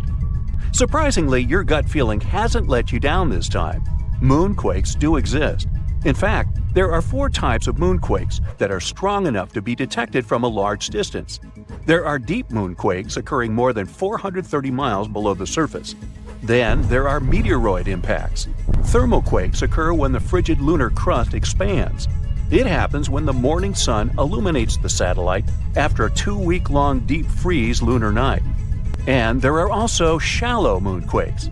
They're the only ones that are similar to earthquakes on our planet. Shallow moonquakes happen 12 to 19 miles below the surface, and they're the most powerful and dangerous. Between 1972 and 1977, the Apollo seismic network recorded 28 such moonquakes, and some of them measured more than 5 on the Richter scale. On Earth, such an earthquake is strong enough to crack plaster and move heavy furniture. Plus, shallow moonquakes are very long-lasting in compared to earthquakes. Once they get going, they can continue for up to 10 minutes. As for the average earthquake, it typically continues for 10 to 30 seconds. Scientists are still not sure what causes shallow moonquakes, and even where exactly they occur. One of the theories is that moonquakes happen at the rims of large, relatively young craters that probably slump from time to time. Interestingly, the Moon and Earth aren't the only places where earthquakes occur. No, scientists have recorded quakes, tremors, vibrations, and shakes in other regions of our solar system too. Let's take Mercury, for example. A few years ago, scientists discovered that this planet was shrinking, and that's why it seems to be so tectonically active. Or Venus. This world is a tectonic puzzle for experts. At the moment, Venus has no tectonic plates, and it might have never had them. But its surface has folds and faults and looks as if it could have tectonic plates. On the other hand, these features might have appeared because of other processes, for example, volcanic activity. But even though we haven't observed any Venus quakes, scientists believe they could detect them since their vibration seems to ripple through the thick atmosphere of the planet. Now, Mars. We know for sure that this planet is seismically active. NASA's lander placed a seismometer on the surface of the red planet, and in 2019, it managed to measure its first Mars quake. After that, the lander continued to record quakes, but they were so weak that if they happened on our planet, they'd be completely covered by the background noise of Earth's oceans. But a space body doesn't have to be a full-fledged planet to have active tectonics. Let's take Pluto. This dwarf planet is geologically active at the moment. In 2014, NASA's New Horizons spacecraft was flying through the Pluto system when it recorded complex geological features on this dwarf planet. Scientists concluded that Pluto might have quakes, or should I call them Pluto quakes, when its liquid water ocean freezes and thaws beneath the dwarf planet's icy crust. Jupiter's moons, Europa and Io, as well as Saturn's moons, Titan and Enceladus, are also geologically active despite their small size. Their features range from volcanoes and water plumes to potential subsurface oceans. Now, I bet you don't know these cool facts about earthquakes that occur on our planet. There's one place on Earth where a whopping 90% of all earthquakes occur. It's called the Ring of Fire, and it stretches around the Pacific Ocean from New Zealand all the way to South America. Looks to me more like a horseshoe. Anyway, experts claim that these countless earthquakes are caused by the abundance of volcanoes in that region and the constant movement of the tectonic plates. Around 500,000 earthquakes happen on Earth every year, but many of them occur very, very deep in the Earth's crust, and only special equipment can detect them. We feel around 20% of earthquakes, and only 100 of them can cause damage. The largest recorded earthquake occurred in Chile in May 1960. It was a magnitude 9.5 on the Richter scale. It was truly devastating. During that earthquake, seismographs detected and recorded seismic waves that traveled all over the world. They shook the planet for many days. As for the most powerful earthquake that occurred in the U.S., it was 9.2 and happened in Alaska. By the way, Alaska, along with California, is the most earthquake-prone state in the U.S. and one of the most seismically active regions in the world. A magnitude 7 earthquake occurs there almost every year. A mega-earthquake can actually shorten the length of a day for the entire planet. NASA claims that really large earthquakes can shift our planet's axis and, thus, change the duration of a day. Now, of course, you won't notice it since this change is measured in microseconds, and 1 microsecond is 1/1,000,000th of a second. Scientists think that the 9.1 Sumatra earthquake, which occurred in 2004, shortened the day by 6.8 microseconds. Now, not even the best specialists can predict an earthquake. That's mostly because the mechanisms that trigger earthquakes are extremely deep underground. But these days, people have learned how to figure out a more precise time frame of when an earthquake might occur. Earthquakes can be triggered by volcanic eruptions or, let's say, meteor impacts, but most of them are caused by the movements of our planet's tectonic plates. Earth's surface consists of 15 to 20 constantly moving tectonic plates. Pressure increases when they shift, and this can make the crust of our planet break. San Francisco is moving toward Los Angeles right at this moment. The speed of its movement is about 2 inches per year. That's as fast as your fingernails grow. It's happening because the two sides of the San Andreas Fault, which is the continental fault extending 750 miles through California, are slipping past each other. So, in several million years, Los Angeles and San Francisco will be neighbors. Lakes, ponds, and canals become slightly warmer and start to stink before an earthquake. It happens because gases get released when tectonic plates shift. Most animals feel these signs and change their behavior. For example, scientists noted toads completely disappearing before an earthquake in Italy in 2009. But as soon as the natural disaster was over, they returned. Even after an earthquake is over, you might still see water sloshing around in your swimming pool. There's no need to worry. This is a phenomenon called a seiche. The water can keep sloshing around for hours after the earthquake is over. For example, the pool at the University of Arizona lost some water from a seiche caused by an earthquake in Mexico that occurred 1,200 miles away. On February 27, 2010, a massive earthquake started in Chile. It measured 8.8 on the Richter scale. As a result, Earth's crust in that region was ripped so dramatically that a city called Concepcion moved 10 feet to the west.